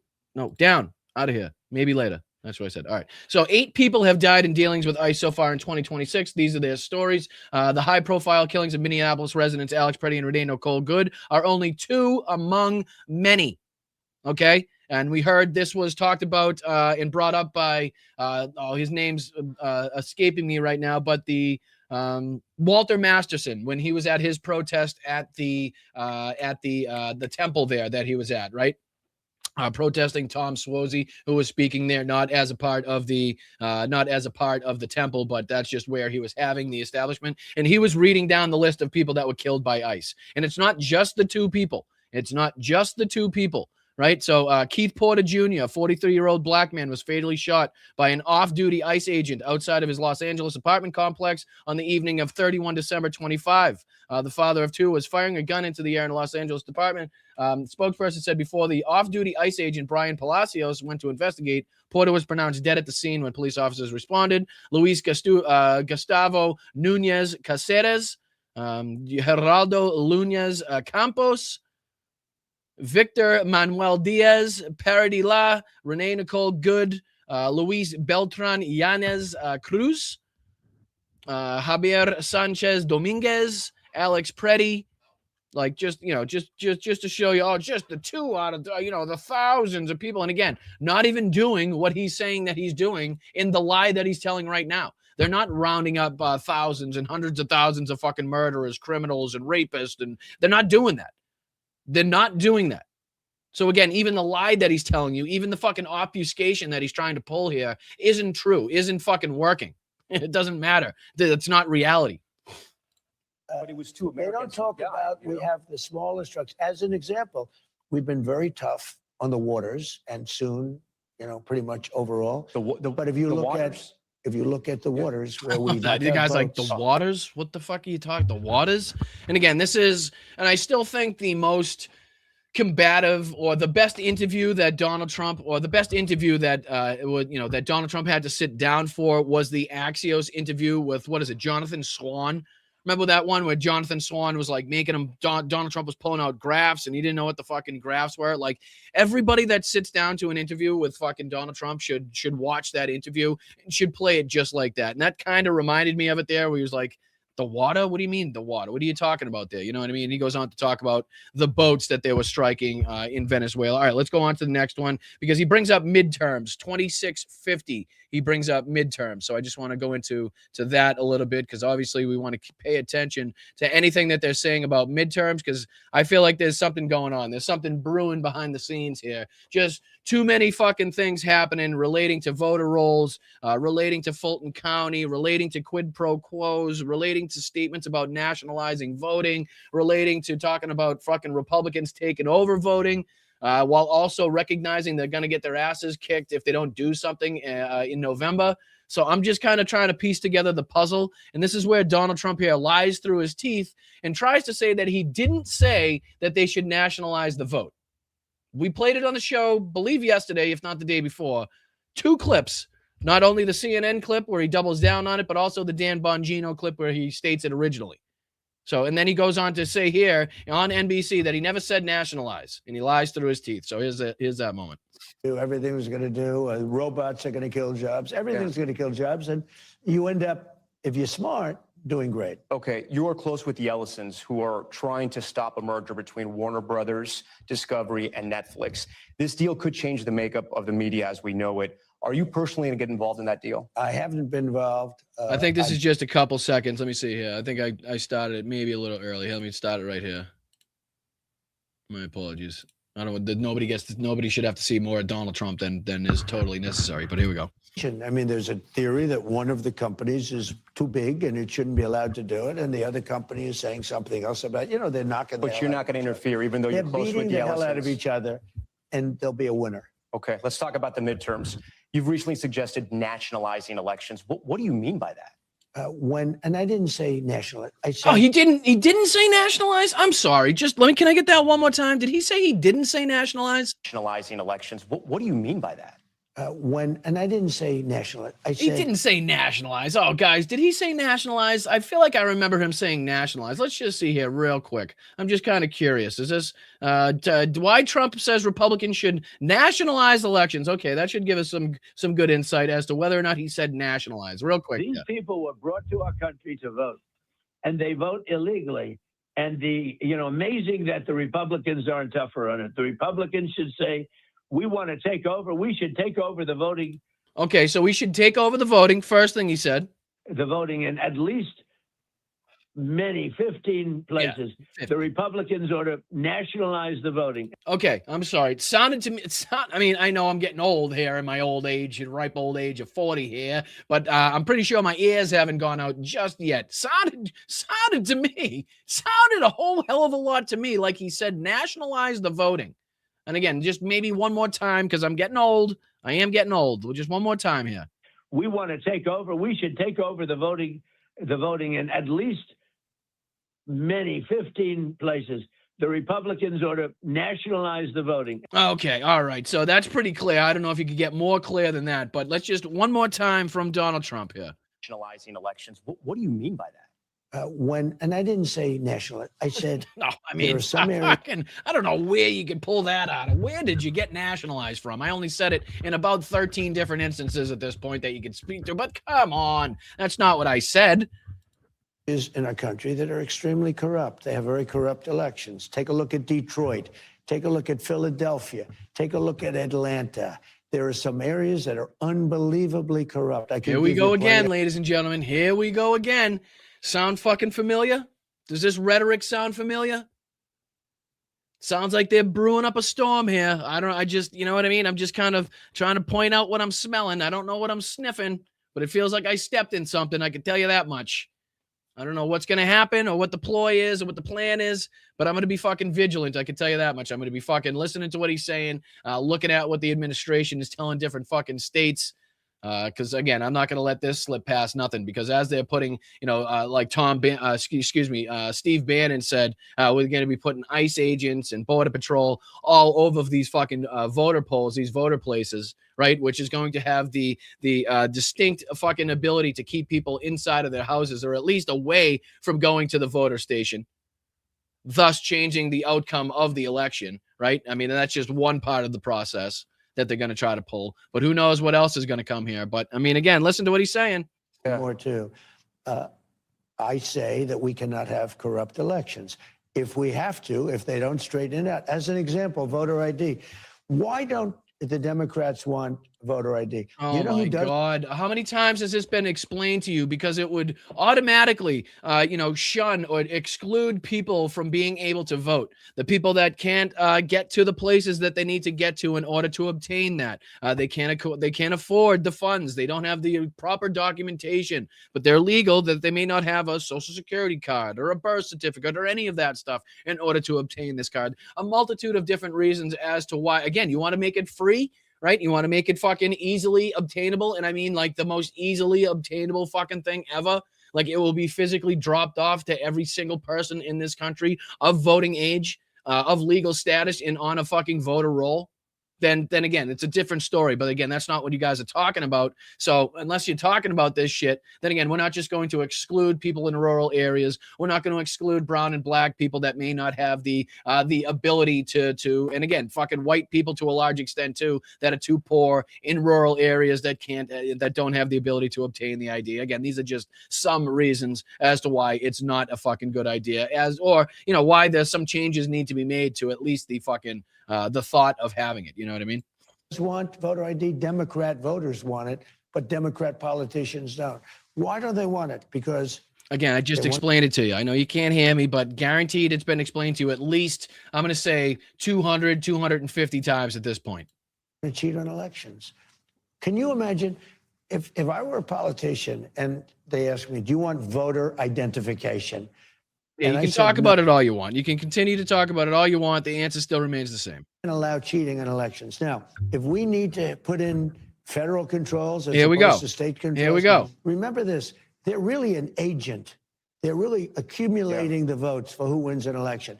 If they can't do it honestly and it can't be done properly and timely, then something else has to happen. Will you trust something else has to happen? I don't know if there's been a more fucking ominous statement said by Donald Trump in a long fucking time.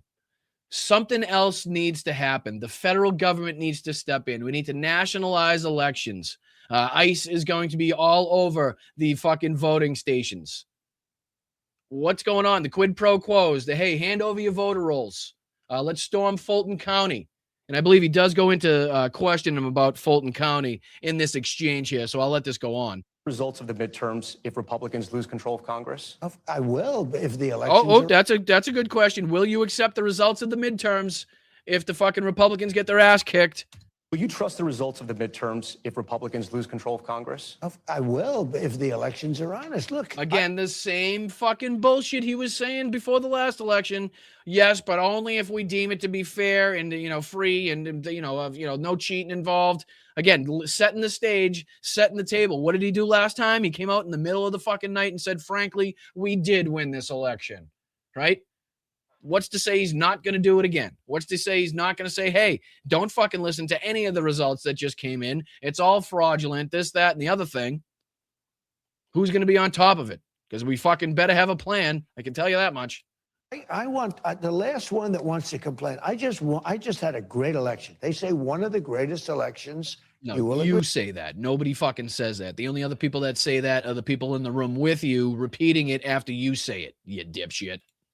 Ever won all 7 swing states, won 84% of the counties in America. That's why the map is all red. No, the map is all red because they fucking live farther apart in the muck, and the majority of the people live within the cities, which again represent a smaller dot as of the blue on the fucking map. Good Lord, this guy had a great election. I believe there was cheating. I think there was cheating. Well, speaking of counties, what are you doing in Fulton County? Here we go. What are you doing in Fulton County is the question. Speaking of counties, what is happening in Fulton County? I'm not doing anything, but the FBI went in because it's been under I guess, review for years. It's been under review for years. What the fuck does that mean? What does that mean? After, what is it, 6, how many was it, 6 or 7 recounts in Georgia? Well, I think it was 6, right?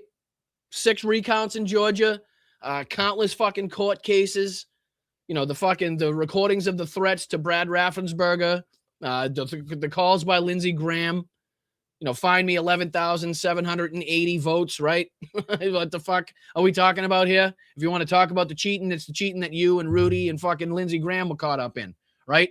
Because as to, the counting of the ballots and whether or not there was cheating as to, that is concerned, that's been litigated, well litigated. To the fucking moon and back, it's been litigated. So I don't know what this under investigation shit is. Can you guys enlighten me? Is that just completely 100% made up like I think it is? Or has there been like some random investigation been sitting on the back burner that nobody fucking knows about? Because I'm going with option A in that one. Meeting that took place in Fulton County and in that particular nobody knows what's in the warrant. What are they looking for? Find out. Look, why would anybody be upset that they went in and they got the ballots? I guess, right? Because it was 6 years ago, you dickhead.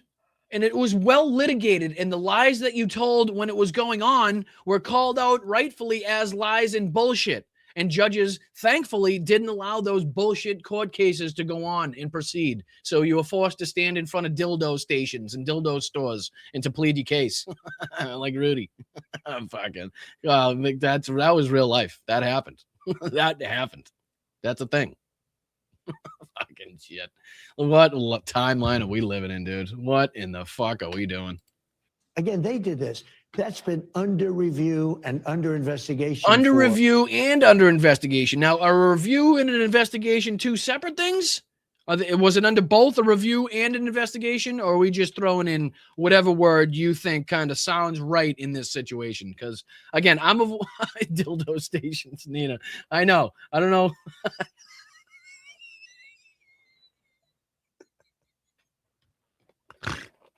I don't know where that came from. What the fuck is a dildo station? Oh, man. Good Lord. Just one time I want to get through a show without fucking sounding like an idiot. All right. Anyway, back into it. Thank you for pointing it out, Nina. And good. I like it. That was actually a good comment. I appreciate it. 4 years. And now they got a court order. You know, they got a court order signed by But nobody knows what a the evidence respected but is for. liberal Yeah. judge signed a court order allowing them to go in and pick them up. Well, you're going to know what the ballots say because they're right now inspecting the ballot. I'm not involved in it, but they are inspecting and checking. Listen. Why is Tulsi Gabbard there? I don't know, but you know, No idea. Couldn't tell you.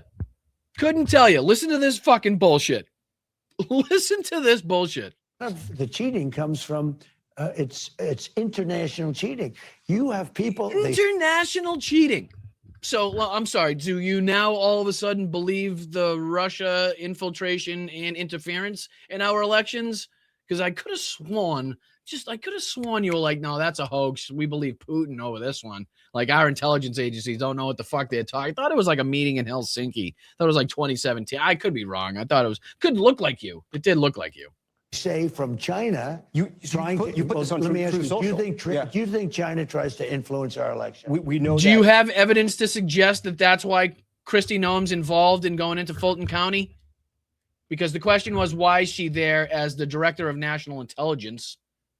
Right? What is her fucking duty there? What's going on as to why? And I think he even puts out a True Social or something like that. I think he's questioned here like this. Listen. Foreign governments try to influence a lot of things in this country. Therefore, But she's foreign government. But she's tweeted out. She's foreign governments. What? Oh, she's foreign governments. That's a thing that the president of the United States said. Well, she's foreign governments. Just say that right now. Say that right now in your house right now. If you're by yourself in your house, just say that. She's foreign governments. And tell me you don't sound like you have to walk yourself straight to the fucking hospital. All right? Just theories about Italians and satellites. I mean, do you believe that stuff? Yeah, he retweeted or tweeted or whatever the fuck, some asshole that had, again, one of the theories. Remember how we were joking around? I joked around the other day and I was like, how long before we start hearing the Hugo Chavez theories? How long before we start hearing like the Italian Chinese satellite fucking reflected off of Hugo Chavez's ring while he was dead in his fucking casket, and somehow that reverberated back to the United States and managed to change the voter rolls? Like how, like I was kidding. It was 2 days. It was 2 fucking days because we're already back to the satellites and Italians and fucking, it's going to be about a second before we hear Hugo Chavez again, I'm sure. Sidney Powell is loving this somewhere right now. Sidney Powell is like, I told you. I fucking told you the whole time. Oh my God. I was joking, but again, we're in a timeline where even the jokes turn out to be kind of accurate at this point. Boy. All right, here we go. No, I didn't cheat. I sometimes will read truth. Yeah. I'll read truth. But that doesn't absolve you of anything. That, again, you're still endorsing that same statement, that same fucking theory, that same racist, bigoted belief, whatever the fuck it is. You don't get to be like, oh, that wasn't me. I just retweeted it to my fucking however many million followers. That wasn't. I didn't originally write it, but I did put it out there for everybody to see when it originally had 13 fucking views. Now it's got 13 million. But no, it wasn't me. I didn't do it. No, fucking. You can't blame me for that. All I did was retruth it. It's like that doesn't absolve you of that. If I start retruthing all day, fucking Nick Fuentes or people out there saying fucking Heil Hitler or whatever the fuck, people are gonna be like, "What's going on here?" Like, you know what I mean? Like, you're gonna answer for this. You know what I mean? You're gonna be like, "Oh, okay, no, don't worry about it." I know it was like, you're retruthing white nationalists and like KKK rallies and shit, but you didn't do that. You just reposted it. That's all. You're clear. That's not how it works. Look at this. If China or any of these countries are involved in our elections, that would bring her into it. And okay, so again, until there's evidence to establish that they are, she has no involvement, reasoning, or fucking jurisdiction even to be there. So are you actively saying that you have evidence to suggest that, or are you just throwing random fucking words out into the zeitgeist because you think it sounds like that would allow her to be there? Because it sounds like option B is what's going on. Everybody knows that Russia, they talked about Russia. It turned out to be a hoax. It was Hunter Biden. It wasn't Russia. It was Hunter Biden now? Hunter Biden hacked our elections? That's a new one. That's a fucking new one. Hold on. I didn't know the Americans are responsible for that. I know he loves Americans because he did say We're this. inviting Americans from all across the country to come. You dirty dog, you nasty son of a bitch. What an absolute It's violation. a new form of vicious violation to our country. It is. I told you that. It's almost like you'd steal my kidney. The kidney has a very special place in the heart. It's an incredible thing. I don't know. I've read the file, so you keep your fucking hands away from me, you tiny hand son of a bitch. Ugh, you sicko. All right. He's just an absolute fucking moron. He is. To sit here and be like, yeah, I mean, I know I said for years and years and years that Russia had nothing to do with it, but they could. I know they didn't, but it was Hunter Biden. Hunter Biden did. Yeah. Okay. Smoke another one, Gramps. Look, we have to have honest elections. Yeah. There should be nothing All right, wrong again, with we don't have to dive into too much of that. There's one more I want to get into, which was about his lawsuit, and that's at 3046, which should be coming up right here anyway, so we might as well just let it play at this point. the fact that they went in, got ballots from a while ago, and they're going to look at them. And now they're going to find out the true winner of that state. Yeah. And Whoa. Now they're going to find out the true winner of the state? I'm sorry, what? Dictator says what? What? Authoritarian says what? What the fuck are we doing here? We're now going to go back and relitigate this, are we? He is going to go back. He's going to do it again. He's going to do it. He's going to do it. He's now saying, I can't even. Wrong with the fact that they went in, got ballots from a while ago, and they're going to look at them. And now they're going to find out the true winner of that state. And again, 6 recounts. I don't, God knows how many court cases. The evidence has suggested they were cheating to prove, not to suggest, to prove that they were the ones trying to manipulate the system. They were the ones that had fake electors. They were the ones that stormed the Capitol. What the fuck are we talking about in this regard? But again, I'll let it play because he goes on here to speak about his $10 billion lawsuit he's about to rob from the American taxpayer. You know what? If there was cheating, which there was, but if there was cheating, it should be found because we can't let it happen again. Mr. President, I have a few more important questions for you. That's okay with you? Yeah? Sure. Okay. I mean, they've all been important. Let's go to, there's a new lawsuit by you and your family that you're suing the IRS for $10.5 billion for leaking your tax documents. Yeah. Is this a good use of taxpayer money? You can't leak documents. And any money that I win, I'll give it to charity, 100%. Bull fucking shit. Bullshit. And again, the fact that we're just going to be like, oh yeah, we should hand over $10 billion to the current sitting president of the United States so we could give it to charity instead of, again, maybe using that to put into different policies or putting that into different, things that would help more people on a broader basis, on a more widespread basis and allow him to choose what fucking rich billionaire prick that is undoubtedly scheming off the top of the fucking foundation that he gets to donate this money to, which wouldn't even happen in the first place, even though I don't know why we're even considering that. Again, it would be just a fucking handover. Okay, I'm going to give you $10 billion to your charity. You give me fucking, I don't know, $8 billion behind the scenes. Your charity makes out $2 billion. We're all set. I didn't need it anyway. It was free money. It all came from the taxpayer. We're all good. So fuck that ain't fucking happening. But I'm curious as to what his answer, how he tries to explain it away here. Charities that would be approved by government or whatever. Approved by whoever. You know what I mean? Just you'll forget about it at some point. Suit with the United States. I sued because they broke into Mar-a-Lago. But that's taxpayer money. It's going to get taken out of the system. I know it's going to charity, you're going to say. And I've won that case. I mean, and it is taxpayer money, even though he's saying no 5 times. It is taxpayer money. Absolutely. But they broke in the FBI illegally, Biden and his group. It wasn't Biden. He didn't know what he was doing. It was a group of very smart radical left people. They're very smart. They've lost their way. Right. And they broke into Mar-a-Lago. They broke into my home. They went through. Well, they had warrants. Wait, I was gonna say, what the fuck is he even talking about? Hold on. Give me a second here. Does this tax release even have anything to do with the fucking the raid at Mar-a-Lago? Trump tax release lawsuit. It doesn't, right? I mean, what the fuck? Wide warrant demand answers Trump $1 billion law, $10 billion lawsuit. Is there anything that just gives like a quick kind of explanation? Let's see, a quick explanation. It just doesn't make sense to me as to why he's talking about the again the raid that was signed off by a judge at Mar-a-Lago. Donald Trump's son Trump has filed a lawsuit against the Internal Revenue Service. Seeking $10 billion. The issue, the lawsuit alleges that the federal government failed to protect the Trump family's confidential tax records, allowing them to be leaked onto the news outlets.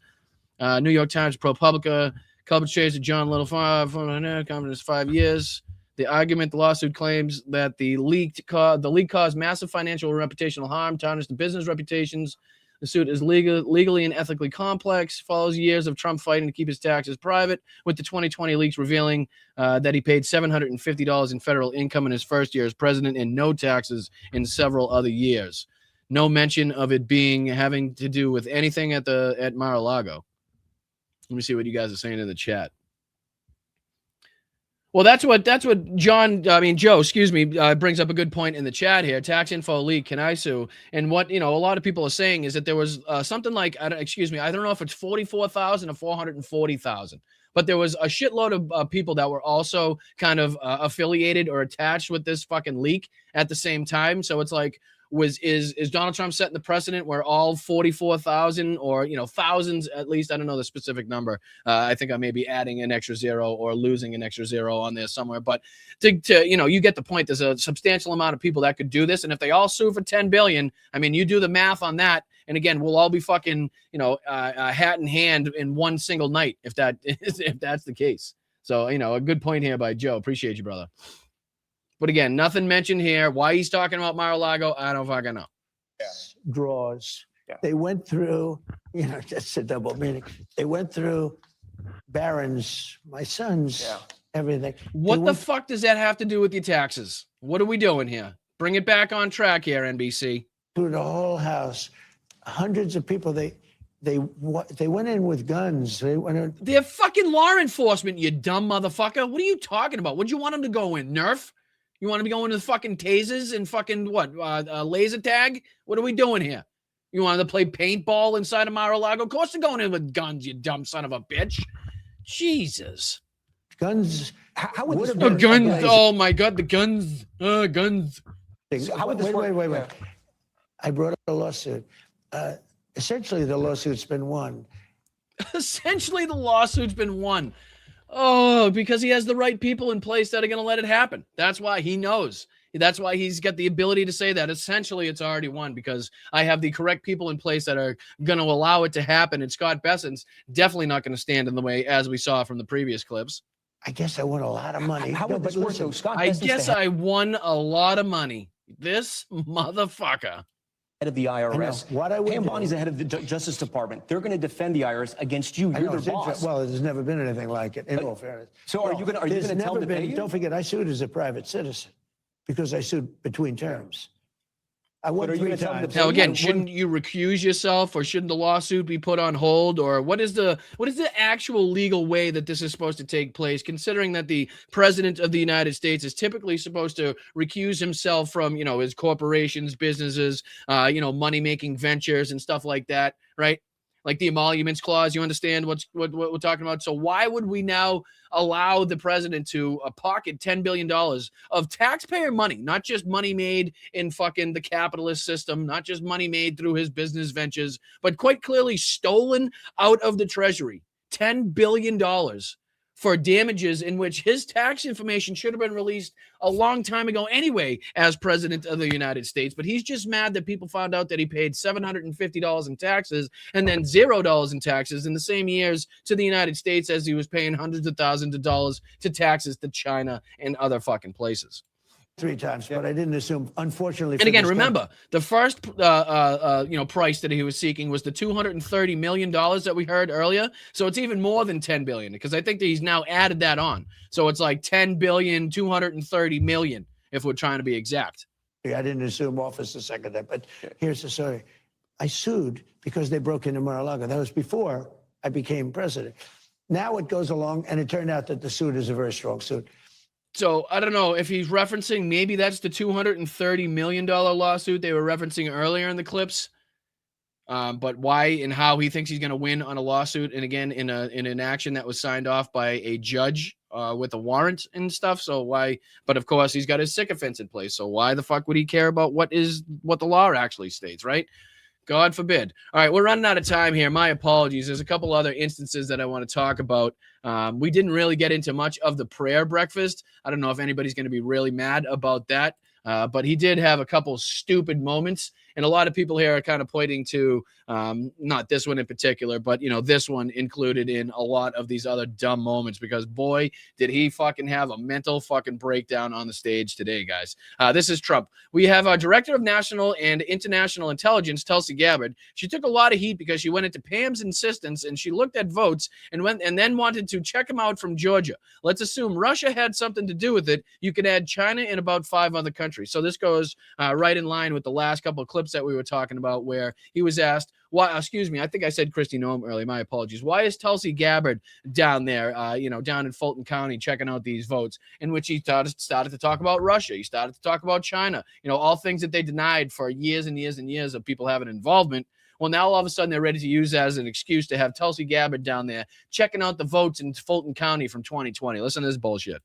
We have our Director of National and International Intelligence, Tulsi Gabbard, who's doing a great job. Where's Tulsi? She took a lot of heat 2 days ago because she went in at Pam's insistence. She went in and she looked at votes that want to be. Why is the head of the DOJ? Oh, excuse me. Why is she doing it, right, Pam? Why is she doing it? Because Pam wanted her to do it. And you know why? Oh, here you go. Sorry, couldn't find the clip. Why is it Pam Bondi, asking or just even including by herself without any fucking request, Tulsi Gabbard, again, the Director of National Intelligence, into this fucking voter situation that we got going on in Fulton County? Like, where is the jurisdiction being held here? And why is Pam Bondi just including basically random fucking people that have no jurisdiction seemingly in this fucking action? Not that there should be an action to begin with, but there damn sure shouldn't be a fucking a Tulsi Gabbard down there going through them. I can tell you that much. What are they trying to, again, what evidence do they have? What's her jurisdiction? Why is this happening? But this is just, more of the nonsense that he tries to get across to people that are dumb enough to believe it. Because she's smart. And they said, well, this has to do, her position has to do, it's really not so, but her position has to do with international. I say, well, the same people that said that, they've been saying Russia has been screwing our elections, okay? So let's assume Russia had something to do with it. They say, no, Russia didn't have. So now they're saying Russia had nothing to do with it. See how he's, I mean, it's just making a mockery of the whole fucking situation. Now he's just using it as a joke to be like, well, I know I said for all these years that Russia had nothing to do with it. Let's just pretend they did. That way we could justify Tulsi Gabbard down there in Fulton County in what is got to be an illegal action to begin with. And again, I'd still like to fucking see, an interview being done by the judge that signed off on this fucking warrant and really fucking dive deeply into why this action was signed off on to begin with. All right, unfortunately, we're kind of out of time, so I might as well kind of save these, save these last two clips for maybe next show. So we'll dive into, the I've had it response, and then we'll dive into, again, what's his name? Jimmy Dore talking shit about Dan Bongino. We'll leave that for Friday's show, tomorrow's show. That way we have something to cover tomorrow already, and we're not starting from behind the 8 ball. All right. So I do appreciate you guys. Another great show, but again, I'm always biased, but I appreciate the chat. Thank you guys so much for sticking with me. Thank you so much for your passion, your aggression, your support of democracy, not only here in the United States, but also abroad. Again, we have now reached, I want to put this on the screen and thank you guys once again, because it just seems like every day I wake up, you guys are doing more and more and more. So we're now up to 84 donations and over 9,415 euro raised out of the 20,500 goal. I believe we're at 45% of the way there already. I do want to thank a few people, and I did make a donation on behalf of us. So as you can see here, the last donation there from 2/5/2026, Brian, for some reason, my message didn't show up. I don't know why it didn't show up. I said from the Blunt Politics community. I made sure to include everybody. So, I put in a donation from us, and I do see Yakov in there as well. So thank you, Yakov. Thank you to everybody else that's contributing as well, and just sharing this out, even if you can't contribute. I know not everybody's in the financial position to do so. So I'm right there with you. Don't worry about it. I just, wanted to make sure that we were representing and putting our money where our mouth is here at Blunt Politics. So big shout out to you guys. Let's keep this going. We're almost halfway there. I can't believe it. I really am surprised that we've been able to do it in this amount of time. And again, you guys just continue to amaze me with your support every step of the way. So big shout out to you guys. Thank you very much. All right, let's get into thanking some people for their Venmos, for their kind contributions on the old social media apps that we got, so you can donate directly. Again, this is the direct link to the Venmo. Take a little screenshot of that with your camera. Should send you a link, send you right to my Venmo. $1 or $2 is all I ask for. I ask for nothing substantial. Anything above and beyond that is 100% up to you guys. I hide nothing behind a paywall. We have no sponsors here. There are no ads that I put on the channel. I'm not selling you fucking mattresses that I've never used, but say changed my life and you couldn't live without. I don't charge for Substack, no content behind a paywall, nothing like that. So again, this show completely runs on your generosity and your generosity alone. And if you guys find value and some, information or education value in this show. So thank you guys for keeping me running this long. And let's see if we can get to 20,000 subscribers. First and foremost, I want to say thank you to, let's just see here. My apologies. I want to say thank you to Garrett. I want to say thank you to Peter, Linda, Thomas, Jenny Faye, Roxanne, Claudia. These are people just over the last couple days. Laurie, Yakov, V. Sawyer. Thank you so much. Very much appreciate you guys. Damon, Jeffrey, you guys are all amazing in keeping this channel running. Couldn't thank you enough. There's also a PayPal as well. I know I always forget to put the PayPal up there during the show. Let me see. I know it's in here somewhere, just in case anybody does. Actually, no, because somebody said that they sent it last time, but it wasn't working. So I'll hold off on that. I remember that from last time. All right, let's thank the people over here on the tubes of you.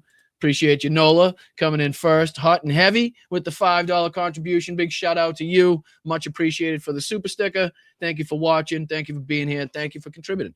Thank you, Greg. When Bessant speak, I only hear Carrie from SNL. I love this one. You guys crack me up, and I appreciate you for it. Thank you, Greg, for the contribution.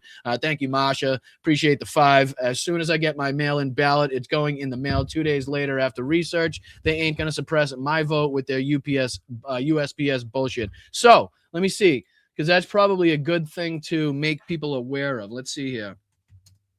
Because they did make changes as to when they are post-dating, post-marking things. So let me see if I could put this on. I don't know. Yeah, key changes to the yeah, here we go right here. I think this is what I was talking about. So if you can see here, let me put this on the screen. Thank you so much, Masha, as well, for bringing that up, because that's a really good point that people should be aware of. when they're doing their mail-in voting this year, when doing their voting in general this year. So key changes to USPS postmark policy effective December 2025, January 2026.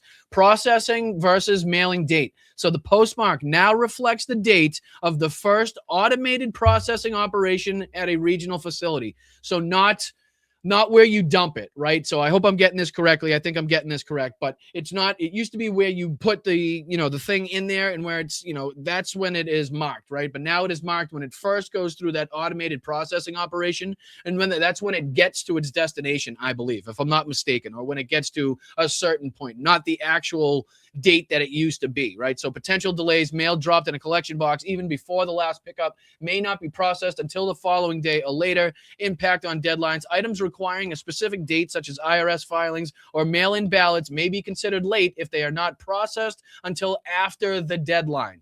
Okay, let me read that again. This is important. Items requiring a specific date, like mail-in ballots, may be considered late if they are not processed until after the deadline. So not if you get it in the mail on time, it has to be processed by that time. So exceptions. This change is part of a 10-year, $9 billion cost-cutting plan aimed at consolidating facilities and reducing transportation. Baloney. It's just made to make things more difficult, I'm sure, in the process of mail-in voting. And it seems to be working. So I want everybody to me, how to ensure a specific postmark date. Here's a good, little tidbit. Request a manual postmark. Visit a retail counter in person and ask a clerk to hand stamp your item with the current date.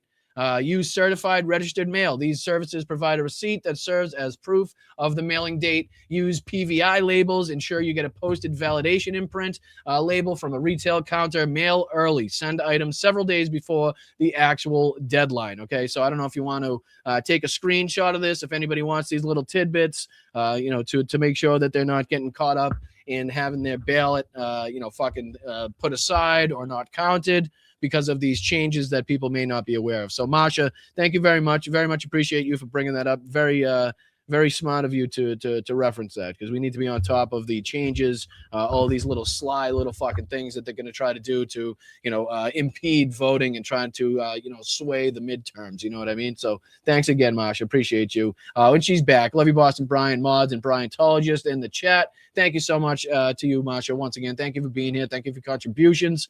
Thank you for being here for 9 months as well. Thank you, DJ, for the super sticker. Very much appreciated. Shout out to you. Thank you for being here. Thank you for contributing. Very much appreciate you guys as well. Thank you, Brenda. Shout out to you for the $10 super chat. He's not building a ballroom. He's building a palace, a secret palace. Who knows? He's building something that has nothing to do with fucking ballrooms. I can tell you that much, especially with who we can see donated and contributed to the ballroom. Yeah, we get something's going on, Brenda. We'll keep an eye on it. Thank you so much for your contribution. Appreciate you. Thank you, Vinny, for the 10 as well. Salem, Mass in the house, led by demons. Say, I represent that statement. LOL, I got you. But that's only certain times a year, right? You can only count that in October. Or I don't know. Do you guys go demonizing people all over the time? I don't know. Salem's crazy like that. I've been to Salem. I think it was twice around Halloween, and it's definitely worth the effort. It really is. But I couldn't imagine. Well, I guess I could imagine being like a Salem resident, because growing up in a beach town that was like 10,000 people during the winter, that went to like 110,000 people, if not more, during the summer. Like I could definitely kind of relate to people encroaching on your territory for certain periods of time.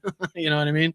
But yeah, I appreciate you, Vin. Thank you so much. Shout out to Salem. Thank you for watching. Appreciate you, my brother. Let's see who's next. JD. Appreciate you for the super sticker, my dude. As always, throwing that right in the swear jar, along with Masha's here. Thank you, Masha. Please give the kitty some, the catnip for me. Appreciate it. Thank you so much. And thank you, everybody else who's contributed and sharing the show and liking and subscribing, whether it's on Facebook, YouTube, Instagram, Twitch, whatever it may be. Thank you for the bits, and thank you for the hype trains, and thank you for this, and thank you for that. I thank you for everything. All right. And I'll see you tomorrow for the Friday show. Very much appreciated for all your support. Let's keep this channel going. Let's keep it growing. And the only way we can do that is with your support. So, and your generosity. So continue to contribute, continue to hype the channel, continue to talk about it in other chats, continue to share the show out. And please check to see if you're subscribed to the channel. A lot of people watch, but they're not subscribed. If you can subscribe, it's free. Doesn't cost you any money. Doesn't change anything. If you do want to hit that notification bell, it'll tell you when I go live, as we do several times throughout the week. Only days that we're not on is Saturday and Monday. Every other day we do have shows, if not 2 on Wednesday. So I'm Boston Brian. This is Blunt Politics. I thank you guys. I thank the mods, and I thank the best chat on the internet, the best chat on YouTube, right here at Blunt Politics. I appreciate you, and I'll see you tomorrow. Thanks, guys. Very much appreciated. Stay loud, stay proud, stay aggressive. Make sure you keep your head on a swivel. Stay safe out there. Make sure you got friends, family, loved ones. Make sure you're keeping your back and your six safe. Make sure you got your exit strategy out there. If you're out there protesting, wherever it may be, fuck Donald Trump, fuck ICE, fuck Vladimir Putin, Slava Ukraina, Heroyam Slava, and I'll see you tomorrow. Appreciate you guys. Thanks. It's one of these buttons. I think it's this one.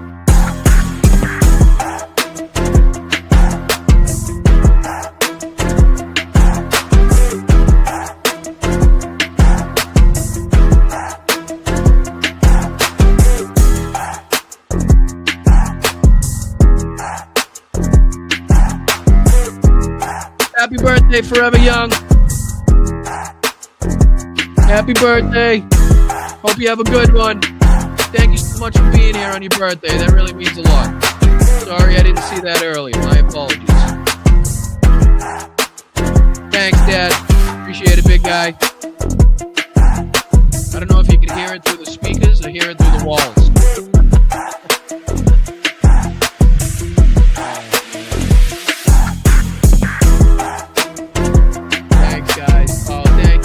Yes, everybody. Whether it's generators, whether it's t-shirts, whether it's the help camp, do what you can. I appreciate it.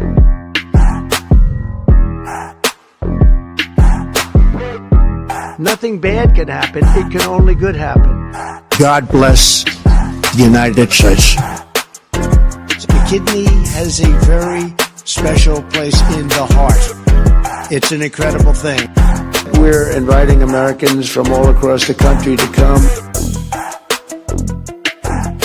Taking him back to Nevada where he's wanted for banging horses. We're inviting Americans from all across the country to come. Hey, you got a little chubby going there. What in the hell was that all about? He says rectum damn near killed him. I'm just dandy. I got a bowl of chocolate pudding in my underpants. Call them dumps, big massive dumps. They call them dumps, big massive dumps.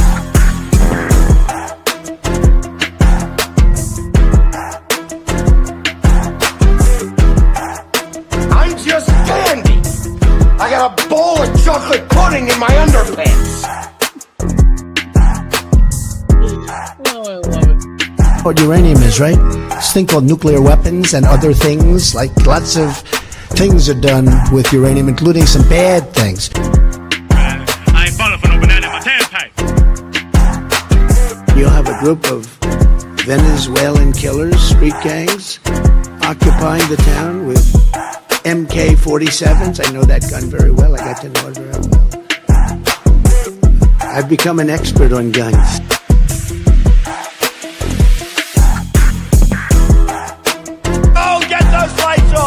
Off! Turn them off. They're too bright. Turn them off. Our army manned the air. It ran the ramparts. It took over the airports. It did everything it had to do. I mean, they've been conserved since the time of lobsters, right? There weren't trees around when lobsters first manifested themselves on the planet. We always do about this time.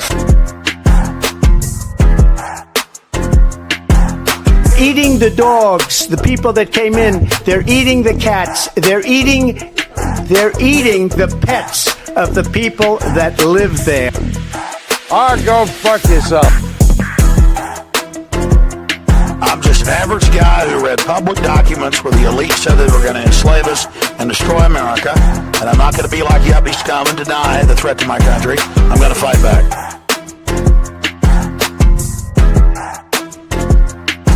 All right, guys, let's see you tomorrow. Take it easy. Appreciate the mods. Thank you to the best chat. The big, fat, sloppy